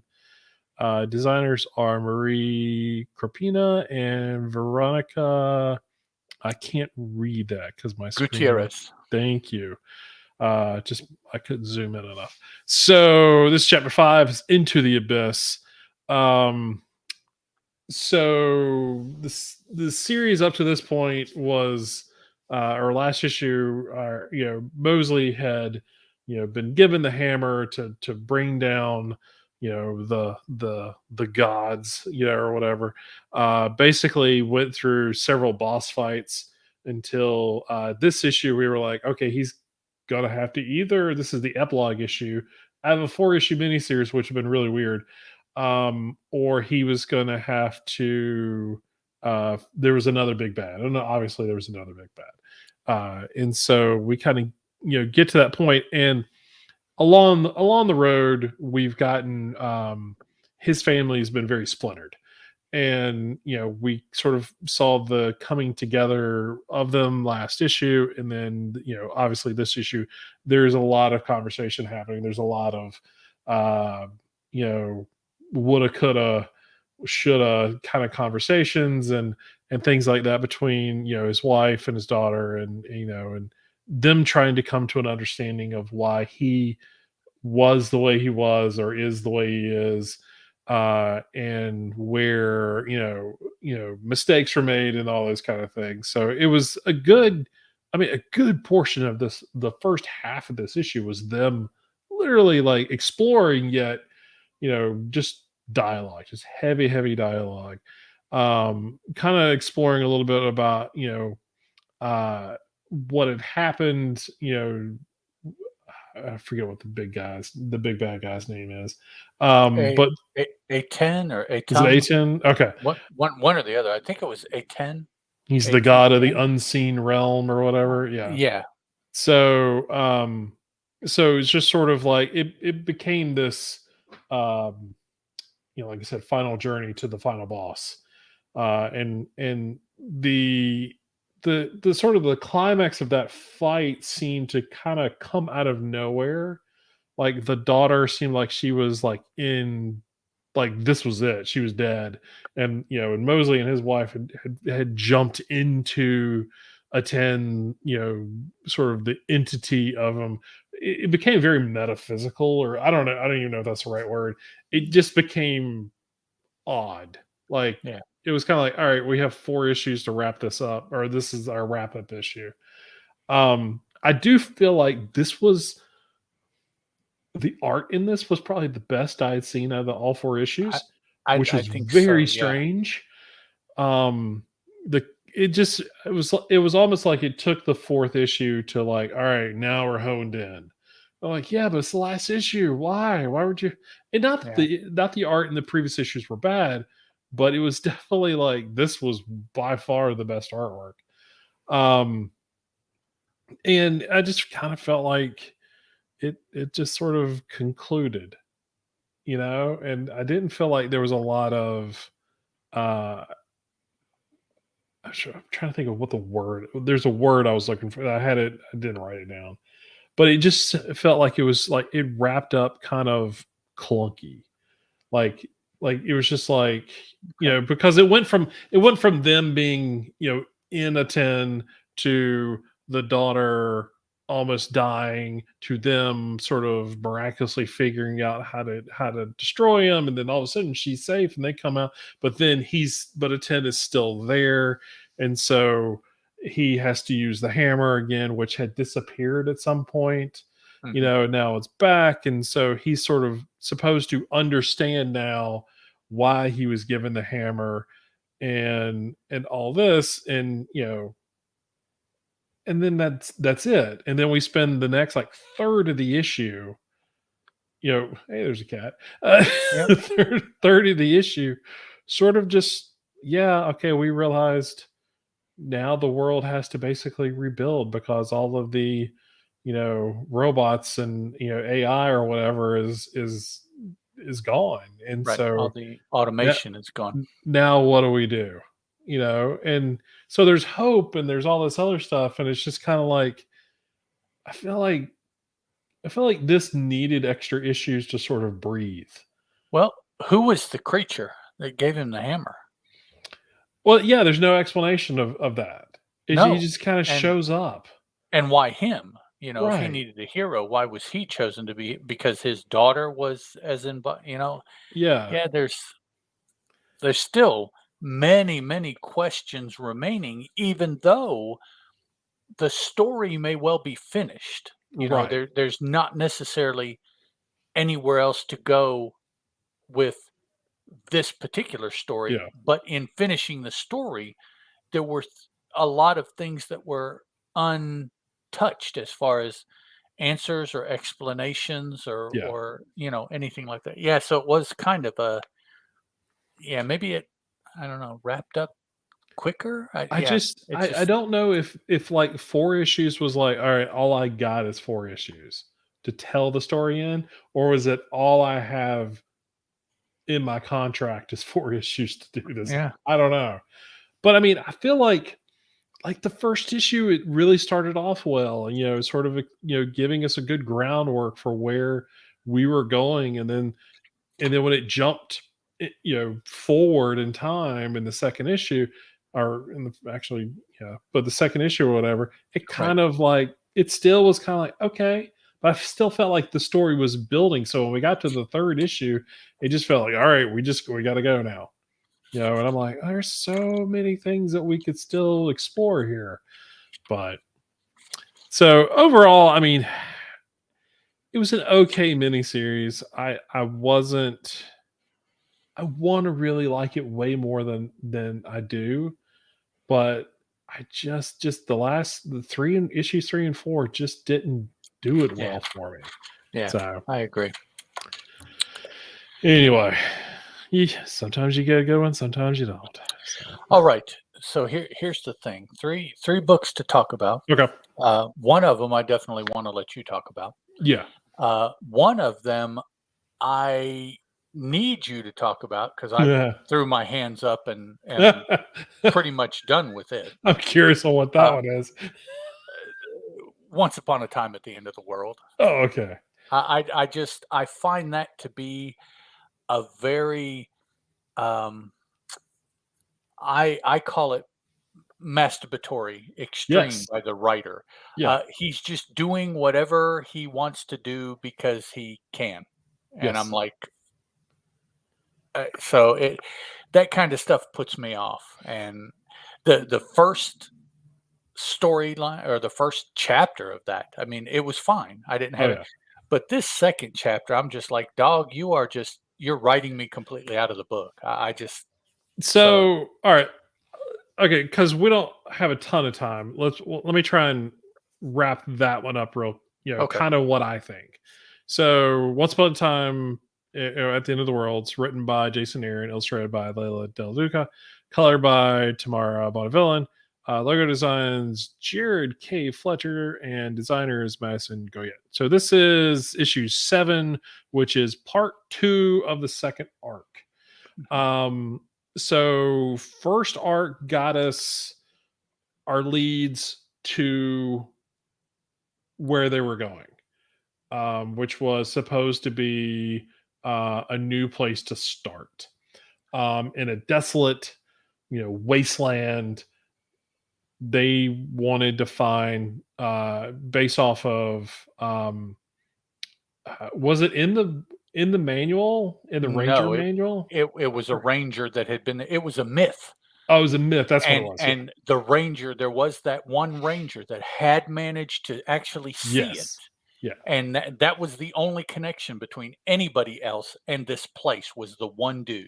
Right. So we get that, and then they get there, and they call it Galagunza or something. I don't know what Yeah, that is that means. written here somewhere? I'm sure there's a reason for it. So at the Gal beginning of the issue, Ganuza. Ganuza. Golgonooza. yeah, Ganuza. Okay. like my brain wants to do backflips when it sees it. I want to say Gorgonzola because I I do. know what that word is at least. I'm like, okay. So they made it to Gorgonzola and yeah, it's not the same word. Now they do the whole issue is, um is present day flashback kind of thing, and it tells you what day it is, and so Maceo and Maisie have been here since obviously day one. They found it last issue, and all of these people, they're going out and they're finding people and they're bringing them here so that they can have this perfect unity Eden place to stay. And I think because every area of this place is somebody else's special place, whatever you want to call it, for your happy place, they're physically making it into this happy place for everyone. Is that they want everyone to feel comfortable, they want everybody to feel loved. What they're trying to do is escape the harsh reality in which they had all come from. And so they have this place, and a lot of them don't know any better. And it's like, this life is supposed to be, when all they have known is what is on the outside. And so I think that's kind of the why it gets way wacky, and just like, what the frick is, I don't understand what's going on. This is how they think it's supposed to be, and they just don't know any better. This is just how they perceive it. And the and that's the whole issue. It's like people coming back, people that they met before in the first arc, and just lots and lots of new people. Everybody sleeping with everybody. There's just sex everywhere. It's like Krakoa, and it's just like everybody's having a good time. I guess. And then we get to the keep in mind, It's weird. remember the last pages of the first issue. There is trouble coming. We Right. know this. And so I think the ooze or the vapors or whatever, this is the start of it. Okay. It's got to be the start of it. And so this is where things go bad. I've read the solicitations for the next issue. It is definitely where things start to go bad. So yeah, this issue was very. I didn't see the point in a lot of it, other than it was supposed to establish they have been here for several years at this point, and that this is how they perceive happiness and perfection, and Okay. that's all it is. It's these are strange people. This is I don't I know how to describe a thing, a feeling, of something that I've never experienced. Like I don't know how to do that, and that's what they're trying to do apparently. well, I think I much prefer when Jason Aaron has some structure that he has to stay in. When he can do whatever he wants, Right, apparently it's not my bag. just goes everywhere. I just You need to go read Scout. That'll make you feel man. better. That's Well, his creative stuff. That'll I make you feel better. I liked his Marvel stuff Oh yeah, yeah. No, to I've a big extent. yeah, Now it most of it. started getting kind of wiggy there at the end. Uh, so Yes, for his sure. his Avengers stuff, his Thor stuff, I could hang with. His Avengers stuff, I was like, this is where you're Yeah, going with that? yeah. Yeah. I was the So same way. okay. So yeah, so that wasn't meant to help you. That was just like my Yeah, that's interpretation of what if happened. sure. I think I can understand what you're seeing. Um, Yeah, as crazy as it may be. but what we'll do is move on and take a look at Ghostlore number 3 here Okay. from Mr. Cullen Bunn and Leo Max, colored by Jason Wordy, lettered by Ed Dukeshire, with multiple covers, and designed by Samantha Glow and Grace Park.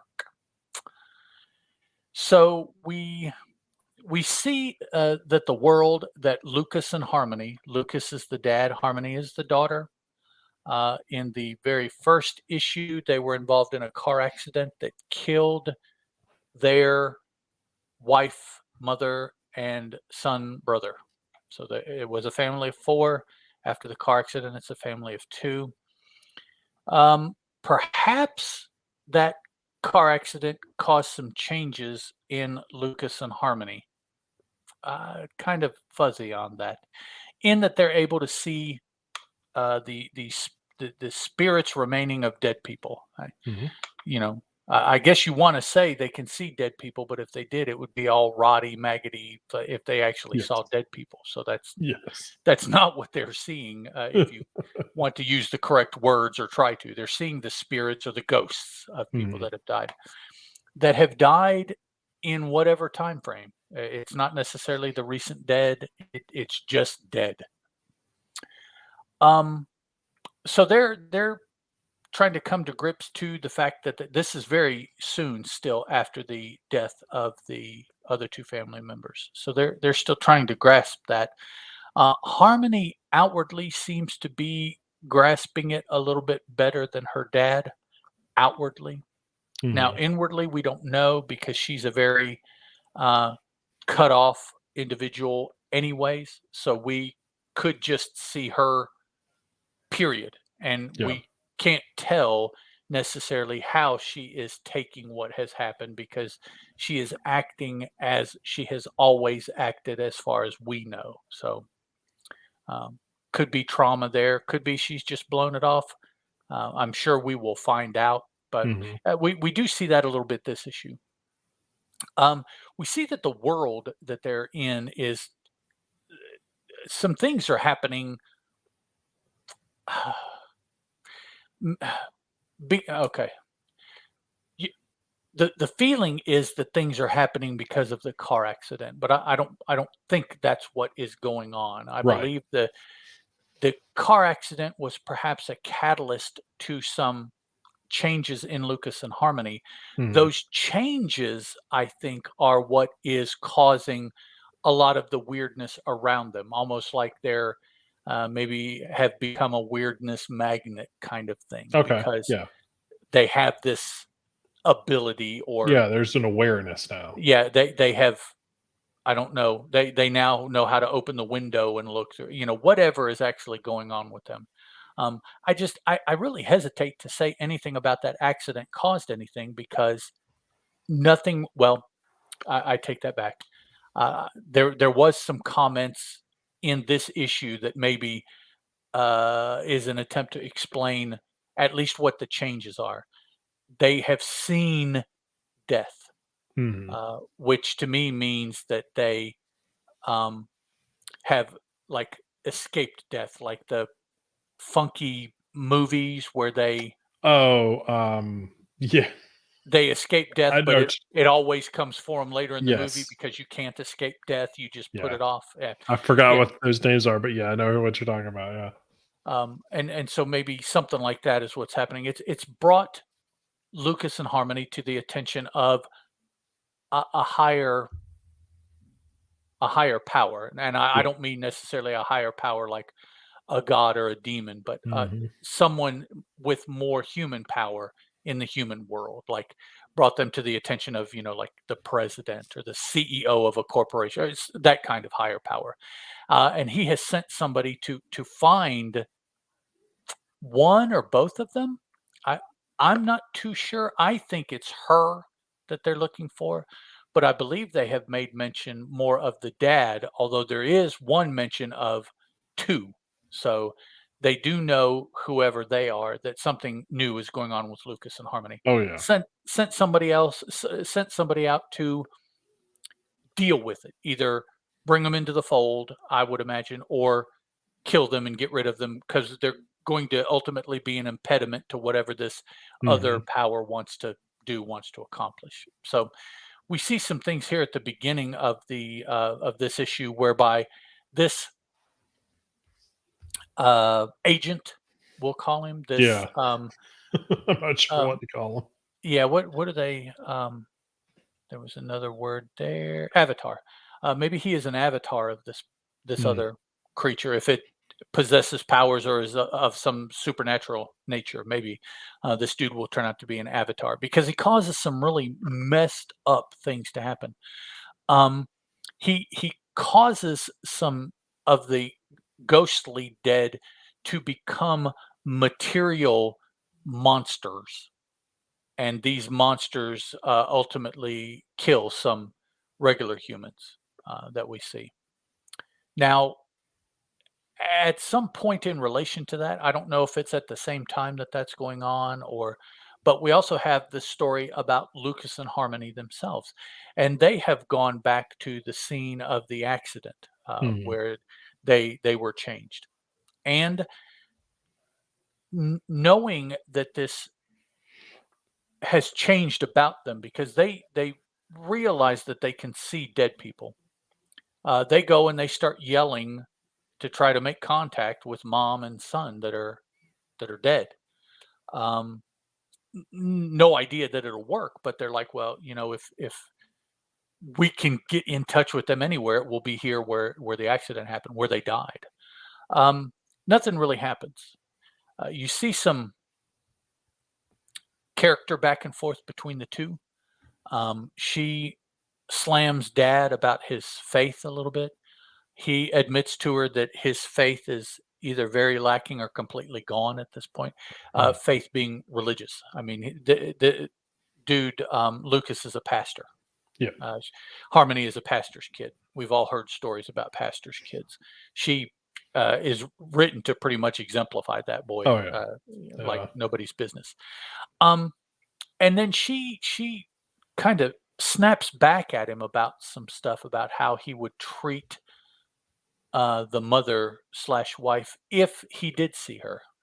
I'm not entirely sure where that came from. I don't know what her justification is for that, other than just to be a dick about Mhm. it. So, um, we do see at one point that she is about to self mutilate herself, but she stops because her dad interrupts her. Um, I Now, okay, couple things. Part of me thinks that she believes that that has something to do with this new ability that she has. And I believe that because of this scene about just where she's about to put the cigarette out on her arm, you see those funky tendrils of Yeah. energy or whatever you want to call that. Or to um, be more in the mental space, things are so bad right now, and she is so out of control. She feels that the only thing that she can control is hurting herself, and so she attempts to do that. Mhm. Um, which maybe that's what's going on. But if that's what's going on, I don't understand why they did the little dark energy tendrils there, Yeah. because that Yeah. has nothing to do with her stubbing out a cigarette on her arm where obviously she has done this before. Yeah. So I suspect that her ability to do whatever it is she can do, communicate with the spirits of the dead, is connected to pain, whether physically or mental anguish or some Mhm. combination or something like that. I think is maybe what they're trying to show us there. But nonetheless, she stops. She's not able to communicate with her mom or brother. Uh, Lucas is not either. But in the midst of all of this, Jesus appears to her. And, oh no, I'm sorry. No. Um, no, in the very first panel, is that not what that is supposed to Oh, evoke? it gives you, yeah, it does definitely I gives you some feel of that, yeah. I mean, some Messiah kind of entity here. Yeah. But it turns out to be a ghost that has, I don't know, the ghosts seem attracted to them Yes. regardless of what they're doing. It doesn't seem to be something that they do and turn on or Yeah. anything like that. It just like happens. No idea why, but the ghosts know that they can get something from Lucas and Harmony. Mhm. Apparently, in order to set their soul free to continue the journey to wherever they go, they have to tell their story. I guess they have to unburden. It's like the final rites. You Yeah. know, they haven't been forgiven because they weren't given the chance, and so that's what they want to do is tell their story. So Lucas and Harmony here at the crash site encounter a story that is connected ultimately to some other weirdness that Yes. is just weird for weird. I don't know if it has a connection. It's a geographical connection. There's Mhm. something about the place where they live that weirdness happens. Yeah. Otherwise, this weirdness that we see that this ghost encountered in her life doesn't really play into the story as we have read it so far. Mhm. It's kind of like, oh, and rather than a further example of what we've already seen. Yeah. So, you know, we'll take it as an oh and if that's the case, then it's got to be something about where they're at. Maybe there's a massive ley line cross or something. Oh, yeah. Yeah. Who knows? But this ghost encounters some really weird stuff. Um, Ultimately, I don't I don't know how she died, and maybe that's not important. But I think she I did think she she just lived out her life with the okay creepy person, with it waiting for the thing? promise to be fulfilled that never Yeah, was. yeah. So that aspect we don't know, but the wife tells her story up to a certain point of her life, and then apparently that's all she really needed because she dissipates. and goes on about her journey. Mhm. Here we get a little bit more of that snippy snipey between Harmony and Lucas. Yeah. The story, let's see, it finishes. Yeah, it finishes pretty much with the uh, agent, the avatar of whatever it is. We see his face now, so now if we ever see his face again, we'll know who it is. It has mostly been in shadow or half light or things like Yeah. that, but now we see who it is finally, and just he has this kind of control over these creatures that he turned the ghosts into. And like I said, he sicked them on a couple humans and had them kill the humans. Um, I've got plans for you. I'll make sure you have a story to tell. That's what he tells the Right. humans Yeah. that he killed, which is, related to what we're seeing with what the un unhappy dead want from Lucas and Harmony. They Yeah. want to tell their story, and he is saying that you'll have a story to tell. I guess meaning that they had lived a pretty blah kind of life, and in this violent death, they finally have a story to tell. I guess maybe is Maybe. is what it's getting to. So, um, and so that's where we're at. We have a solid enemy for Lucas and Harmony now to start being messed with by. Yeah. Still nothing about who sent him or what they want or anything like that. Just that there is something about Lucas and Harmony since the accident, probably being able to talk to the dead, because that's the only change we've seen, Mhm. makes them important to someone else's machinations, and they have sent someone in their stead to handle the appearance of Lucas and Harmony as far as having these powers. Yep. At least that's what I think is going on. And any of that could be all of that could be wrong. Who knows? But that you know, uh, Cullen has done a pretty good job of throwing some things around this issue or this story a lot more than I've felt that he has as far as my understanding of the story I'm reading in a lot of his other stories. A lot of Yeah. them for me have been pretty linear, and I can see you go from A to B to C. It makes sense. But this one, it's like there's this thing over here, and I they can think do this, and there's the dude, and I'm like, I think coming into it, he knows he's got 12 issues to tell this broad story that he so wants to right, tell. yeah. So it's Yeah, and there are definitely some various other powers that are in play here mhm, as far as, there are at least a couple of people who are aware, that these that, that Harmony and her dad have unlocked this ability now. And is it they're upset that they're able to send these folks home or to pass on? right. It, or is it that they're afraid that they're going to be competition? Who knows? I don't know.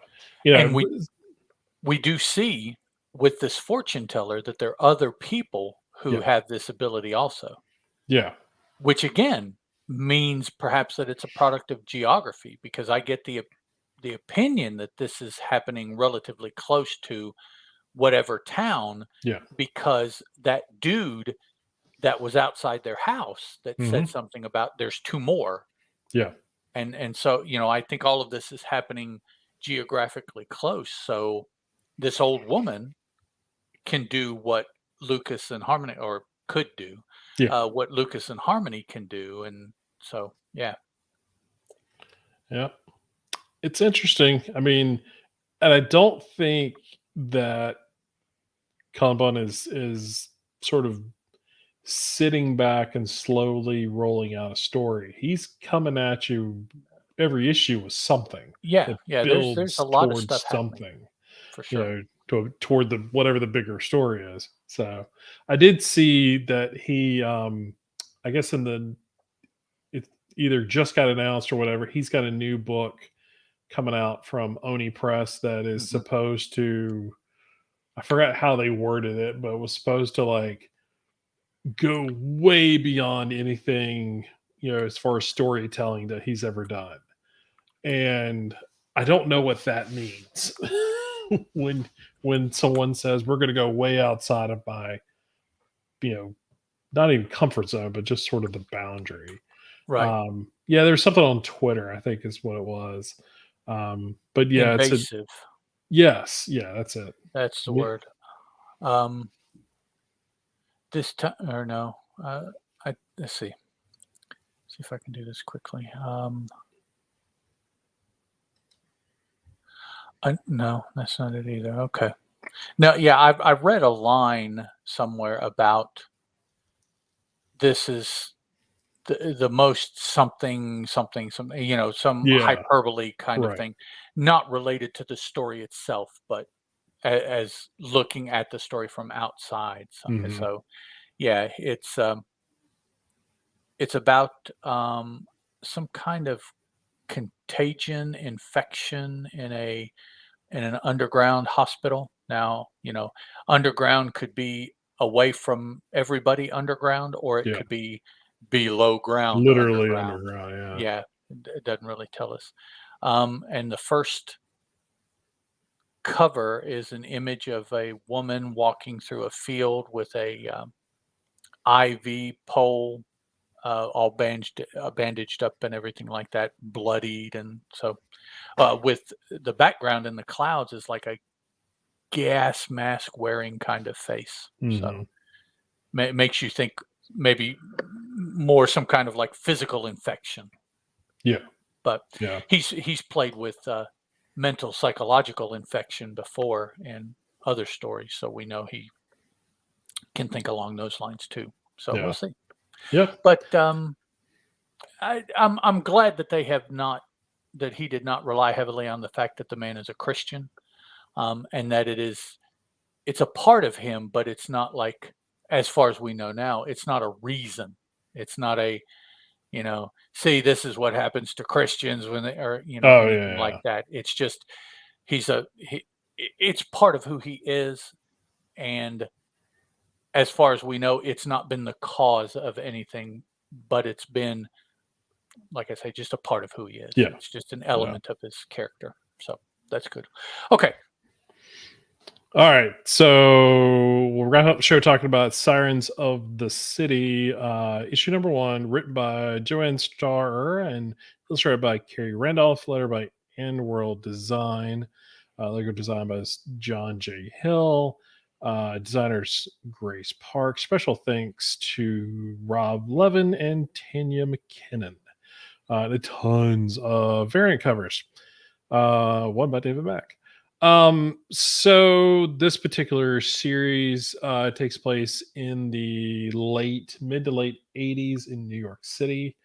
We have a young teenage girl who is she was adopted, had a uh, had a falling out with her adoptive parents, or at least the adoptive father.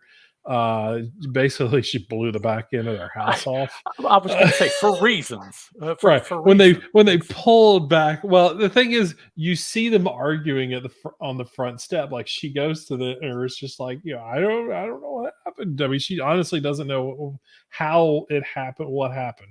She's clueless. But the adopted father is just like, you need to get the hell out of my house. I saw you glowing. I don't know what the frick's going on. You need to get out.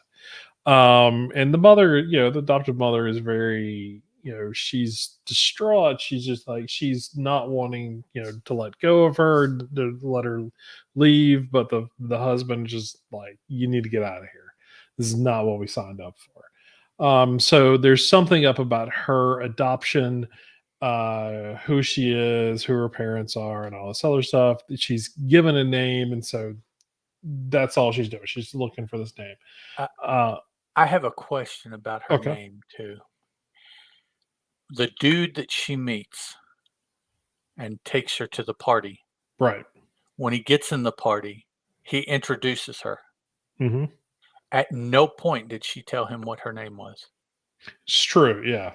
Okay, you notice that. I mean, Yeah, I yeah, yeah. looked 2 or 3 times to make sure. I'm like, Well, she points out that "It's her name," but I'm like, "Dog, she didn't tell you, so if you know it, you're obviously giving something away by the fact that you know yeah. her name." Oh yeah, yeah. Well, I mean, Um, it can't it so that whole scene ramped up pretty quick as far as like, oh, everyone here knows who she is. Well, I'd say everyone. All the power players in that room right, knew who she was, except her. except She for her. doesn't She has know who no she clue. is. Yeah, yeah, okay, okay. So, so basically, she is a pregnant teenager living on the streets of New York in the late '80s. She has she has a apparently a really great singing voice, and is able to tell. She's not aware of that she's actually doing it. I don't think that she when she tells people to do things, especially men, she tells men to do something, they literally do it. Like she told a dude to walk in front of a bus, and he did, and died in front of everybody. And You know, how did you know that she had done that? How did you know she was the cause?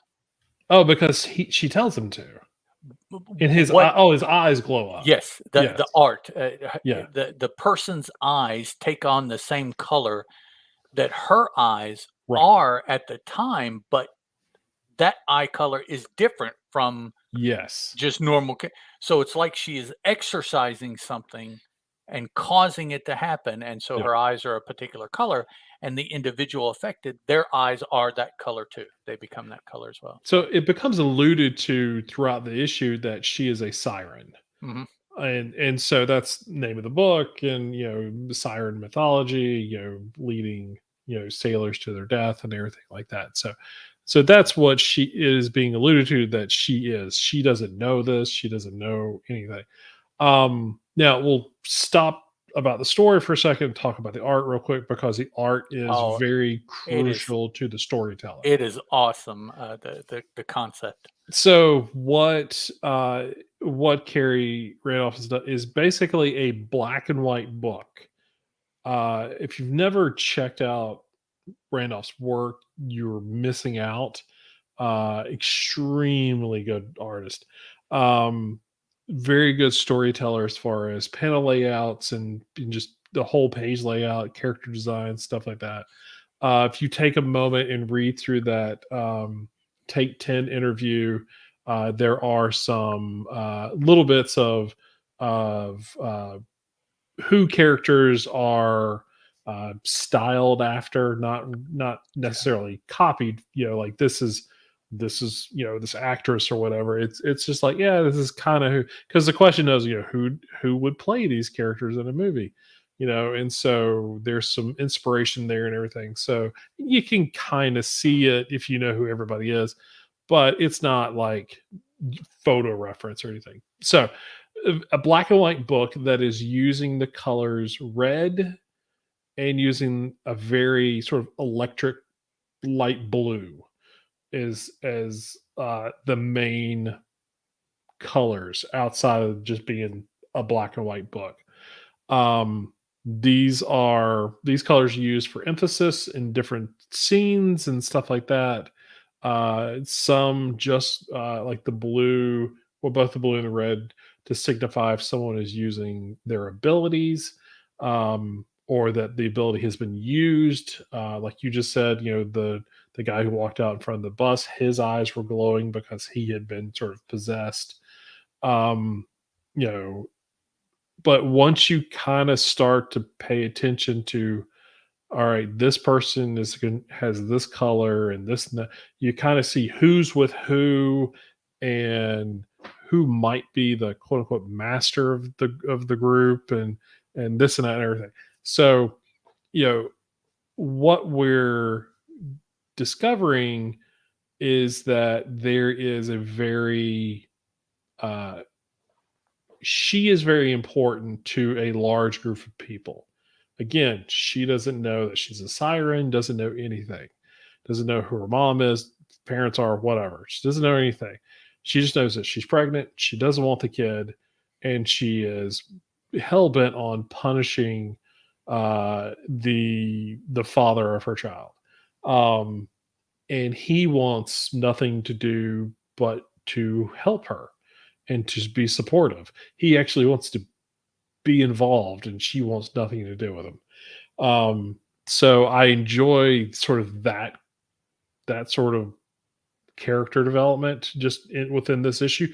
This issue is filled with character introductions, and you get just enough from everybody to get a distinctive personality from them.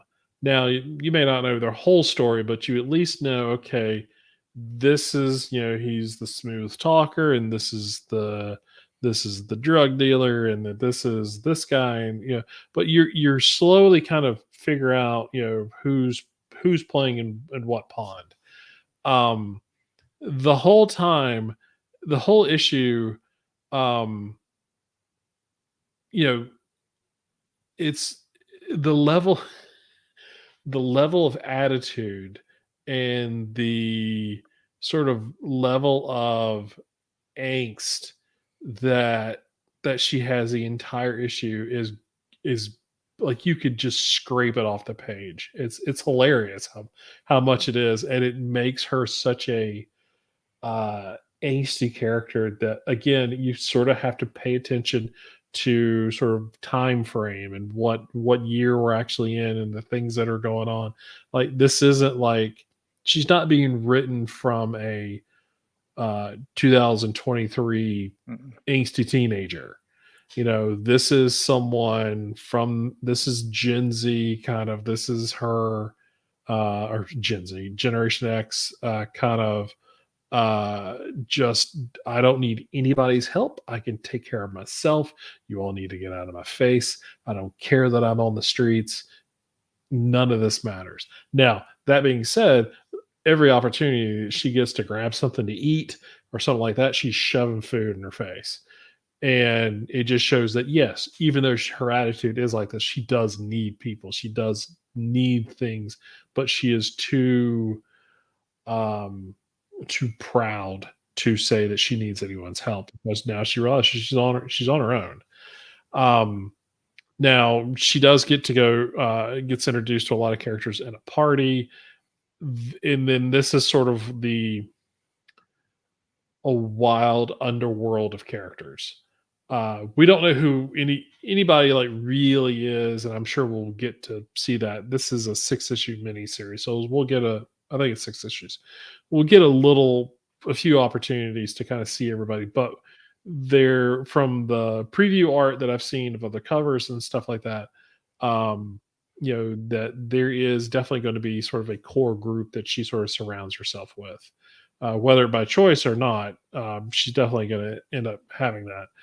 Um, so this particular part, which I think is a great way to introduce all of these characters and to show sort of their desire for her, whatever that reason is. I think it's a great way to do that and sort of put them all in the same room, because to individually tell those stories, it could take several issues. You put them all in this one big thing and you're good to go. Um, so and again, try not to go too far into it. There's some spoilery stuff there, but it's, again, she is so oblivious to what her role is. Like, we don't know what it is as a reader. Mm. We don't know what it is, or still we don't know what at all. So we're right there with her, but we're at least able to see that there are things going on around her that she's oblivious to. People who are interested, people who are talking about her behind her back, and things like that. So we realize there's some importance and everything. Um, Once she keys into that, maybe next issue, her attitude will definitely change. But I am kind of curious to see what happens when she sort of realizes who she is. Does she believe that's who she is? That she's a siren? Are we going to get more information about her parents and this and that, everything? Who knows? Um, but I just found this issue to be a lot of fun to read. It's very interesting. there's a lot going on in this issue. It is definitely not a light read as far as like you blow through it. I mean, it definitely took a while to kind of get through this, but a lot of that was spending time just looking at the art and Mhm. just looking at. I mean, it's such a great looking book. Um, I did not, we do get preview copies as far as PDFs and stuff like that before before the books come out in store. I did not look at anything until I grabbed my books yesterday because I didn't want to, I didn't want to read it ahead of time, which I do with a lot of books. But this one, there's several books new books I just kind of stay away from until I get the first issue in my hands because there's just, yeah, it's cool to look at it, digitally or whatever like that. But to have, again, Ed and I are old school, so we like, physical copies in our hands. Yeah. And that coloring coming popping off that page, it's Yep. just so good. So yeah, I'm it doesn't surprise me that it sold out first printing and now it's going into. I did not buy all the copies, I swear. Um, but that we're going to get a second printing. I wouldn't doubt that we get a third printing in another couple of weeks as people are starting to catch on to this. It's 6 issues, so I'm really kind of hoping it does uh, catch fire. I don't know if it's going to be, a huge seller or whatever like that, as far as, something is killing or grim or something to that effect. I do think it deserves a lot of attention. A lot of folks I think, will find this pretty good. I This thing could easily be a movie or a mini series or something like that on Oh TV. yeah. I would Yeah. have a great time watching this. I think it'd be fun to see it cast and play out on screen. But I'm gonna read the issues first before we get to that point. But yeah, it's just an overall, it's a great book. And and I know you can tell that by the way I talk about this and the way I've talked about like Mosely and other books, tonight. It's just I was not once I read those books didn't have as much interest in those books anymore once I read this. And it was just there's always that, we read all this boom stuff. We quote unquote enjoy a lot of it. Not all of it hits the way that we want a book to Yeah. be and all this other stuff. And that's fine. Not every book's made for everybody. But I definitely now I'm not, teenage pregnant girl on the streets or anything, but so I'm not relating to this character at all, but I can I can tell a good story when I'm reading it. Yeah. And this is definitely got a lot of really good stuff in it. So I'm looking forward to seeing where it plays out. So at the beginning of the story, do you think she was going to the clinic or she was just going by it? I think she was going to the clinic because she's made a point that she didn't want the kid.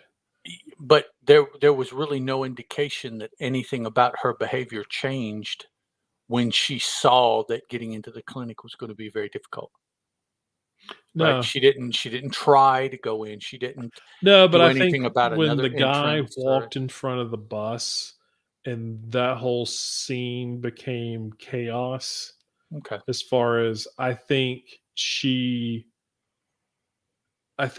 just was like, "I need to get out of here." Change of plans. Okay. Yeah, I think Okay. that's kind of what Yeah.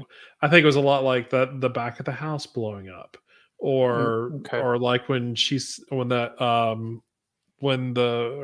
her baby daddy said she was in the shower and the pipes exploded, and Right, right. like it's those kind of things. Like she's like, I need to get out. I need to get away from all Yeah, this. could be. So now I could be wrong. She could have just not had any intention and was just, whatever, just happened to be there and decided that she was gonna just tell, because the guy was like, I'm gonna pray for you. And so Right, she was yeah, definitely that's walking in and she just didn't want nothing with it and told the guy to go play in traffic. And so he did, you know. Um so yeah. I noticed also, unless it was an error, her control powers did not work on her boyfriend. I don't know. Well, no, it does. or there's something happening to him.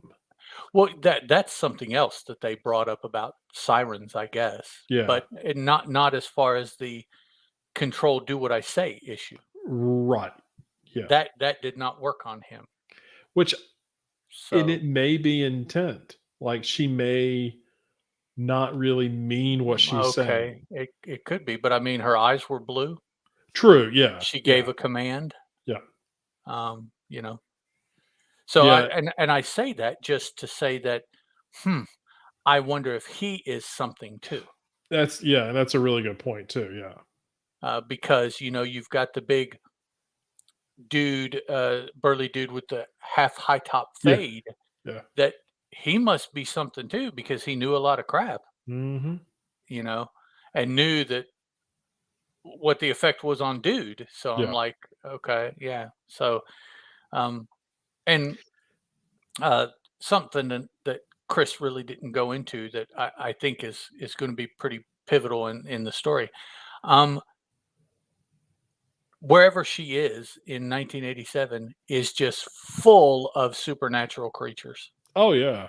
Yeah. Just, they may be all of the same, one or two variety, but whatever her neighborhood or whatever, just full of supernatural creatures. So Yeah. um, that is one of the aspects of the story that I particularly like. Um, I don't think I've really read too many stories involving sirens either, so that's kind of cool. Yeah. I haven't. Yeah. But I do like it's a it's a very supernatural story, but set or being told in a very, it's not the focus.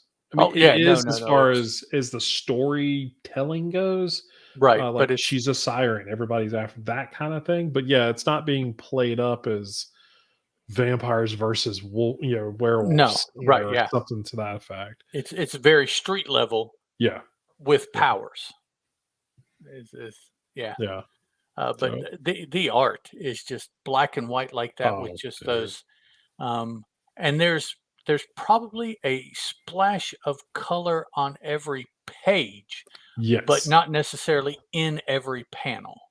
right, So every page, I think, and I would have to go back through to make sure, has a little bit of this color somewhere. And like Chris said, they're primarily blue or red, but there is also a purple, yeah, which obviously, well, not obviously, but it is intended to be a mix of the two. So really, there's still just two colors, red and yeah. blue, other than Yeah, black her and white. hair is got a lot of the purple in it. But right, yeah, at Yeah. the end, yeah. So, but yeah, I just, how do you decide that that's what you're going to do? I Uh, mean, how do you get there from full color art? I mean, oh, that's yeah. Yeah. that's typical comic books nowadays is whatever 1,054 colors or whatever you have Yeah.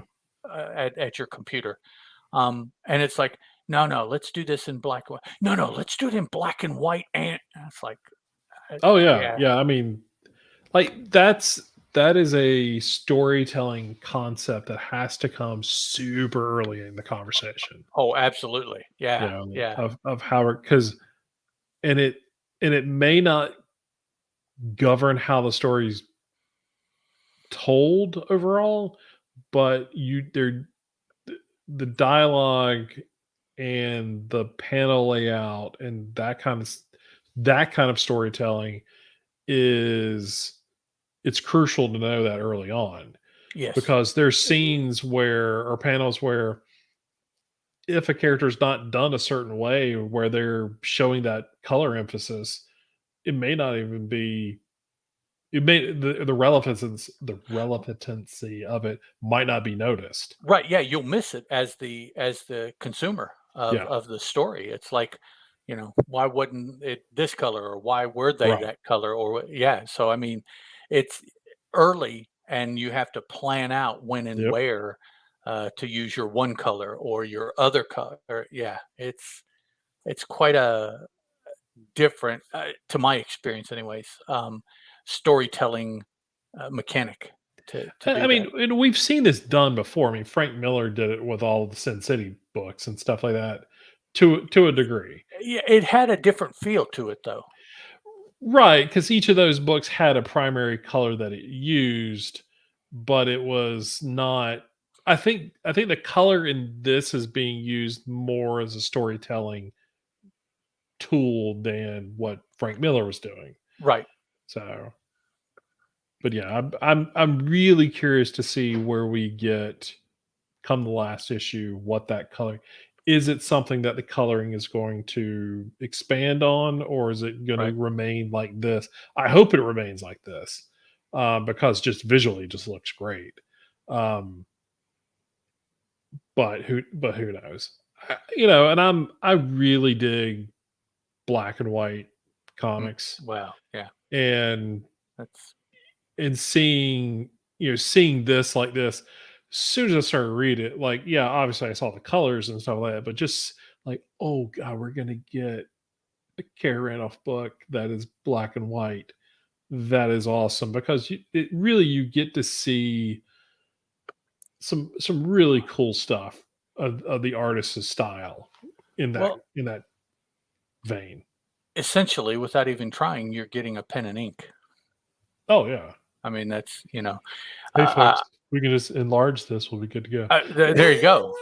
Just blow this up, and you have your previous volume of pen and ink ready to Yep, and go. and Yeah. have Randolph just write a couple things. We're good to go. But So, yeah, some really the past couple shows, we've had some really good books that are not Boom's big, huge franchises, right. and Yeah. that's cool. I Yeah. I dig that. Oh, yeah, and that's the thing. It's like this book at both the comic shops that I went to, I had people working at the store make a point to tell me that Sirens was a book that they were really interested in, or were glad to see hitting the shelves. And when you have a retailer, like, there's one thing about having you and I being excited about it and trying to Mhm. tell people, but we're not physically putting books in people's hands and saying, Right. "This is a book you Yeah. should be checking out." We're doing the best we can with the show. A retailer is able to do that, is to, like, I know what my customers' sort of reading habits are like. You might want to try this. You might want to try that. And apparently Sirens was one of those, that they were like, both shops I went to were kind of like, hey, this is something, that I'm looking forward to putting in people's hands. Cool. Cool. So I hope that uh, extends out to people buying them, and exactly, yeah. this being a very popular series, because Yeah. I definitely this just from this one issue, this is a whole freaking world they have designed. So Oh yeah. 6 issues I is feel like it's just very but a limited. scratch. Yeah. Yeah, It's like, I feel like 6 issues is going to tell this initial story, this origin story, and then it could blow up from man. there. But Yeah, yeah. so That would be so cool to be able now to look forward to a series of these series yes. Yeah. in this setting at the very least with this character. Okay, Mhm. but yeah, m- for me more than anything else, using this technique with the art. Oh, I yeah. just I Yeah. want to see more of this. I want to see it done with two other colors for the next Oh, story, yeah. and Yeah. just yeah, Mix it up. Yep. that's But I do think, it's just, I don't know, it's a good setup, for what's to come. So now, we'll have to wait and see what's yeah. what happens in the next couple issues. So Yeah, as long as you don't hand it over to Jason Aaron to just splooge all over, God, it'll be okay. stop. Yeah. Don't do it. Don't I'm do it. sorry. I just Oh no, not you. Just uh, don't hand it to yeah, it just and him. and now I will say, uh, to put it in perspective, my comments about Jason Aaron are extreme compared to a lot of the other people I talk about, but we did have another show where we talked about Aftershock, and I Oh yeah. made the same sort of comments about another book from another creator on that show. So Mm, it's not just Jason Aaron. Trying to remember There, which one it was. the Ennis one about the James Bond dude who was having babies Oh yeah. everywhere. Oh god, yeah. It was just, it was Like Ennis Gerald's Kids or so. I forgot what it was called. just Yeah. going crazy Yeah. and doing just goober things because he Mm-hmm. could. He could do Because he whatever he could, yeah. wanted. And I was like, yeah, no, I don't, you know. That coming off of the Tuskegee Airmen Yeah. book, Yeah. It's and like, oh, drastically that's, different. yeah. Yeah. So, and yeah. So anyways, it's not just a Jason Aaron. It's a creator technique, I think, that bothers me. They Yeah. just, you know, any number of create writers in particular, they get out there and they just do stuff, and you're like, Why? somebody rein them in, man. Tell them, yeah. So Where's your editor? Oh, you didn't have one. Okay. yeah, really. Oh, self-edited. Oh, there we go. Yes. Okay. It's fan fiction. Yeah. All right. Okay. Well, let's wrap things up. You got anything else before we wrap No, up? no, sir. I'm good. Okay. Cool. Well, once again, everybody, thank y'all for coming out and checking us out. Everybody in the chat, those of you who are listening to us on the podcast, we appreciate it. Come by the website at boomaddiction.com. You can email us at boomaddiction@gmail.com. Hit us up on Twitter at Boom Addiction. You can follow Ed at Teal Productions. You can follow me at Chris Parton. Come by the forums, which is just another fanboy.freeforums.net.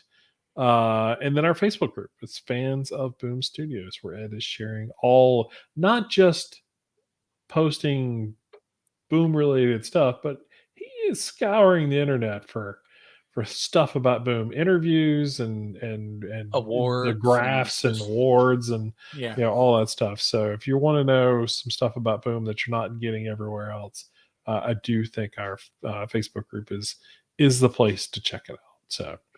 And it gives me an opportunity, if you comment, to say something other than just hearing my own voice. Because at times I'm like, I really just comment a lot just so somebody else will comment, and then when nobody else comment, I feel bad. I don't feel bad for me. I feel bad that nobody else is talking. Yeah, it's the nature of things nowadays is Oh that yeah, yeah, engagement is very difficult. yep. So, all right. Well, I guess we will get out of here. Ed, thank you as always for joining Yes, me, sir. and we will catch all of you next week. Goodbye. Ciao.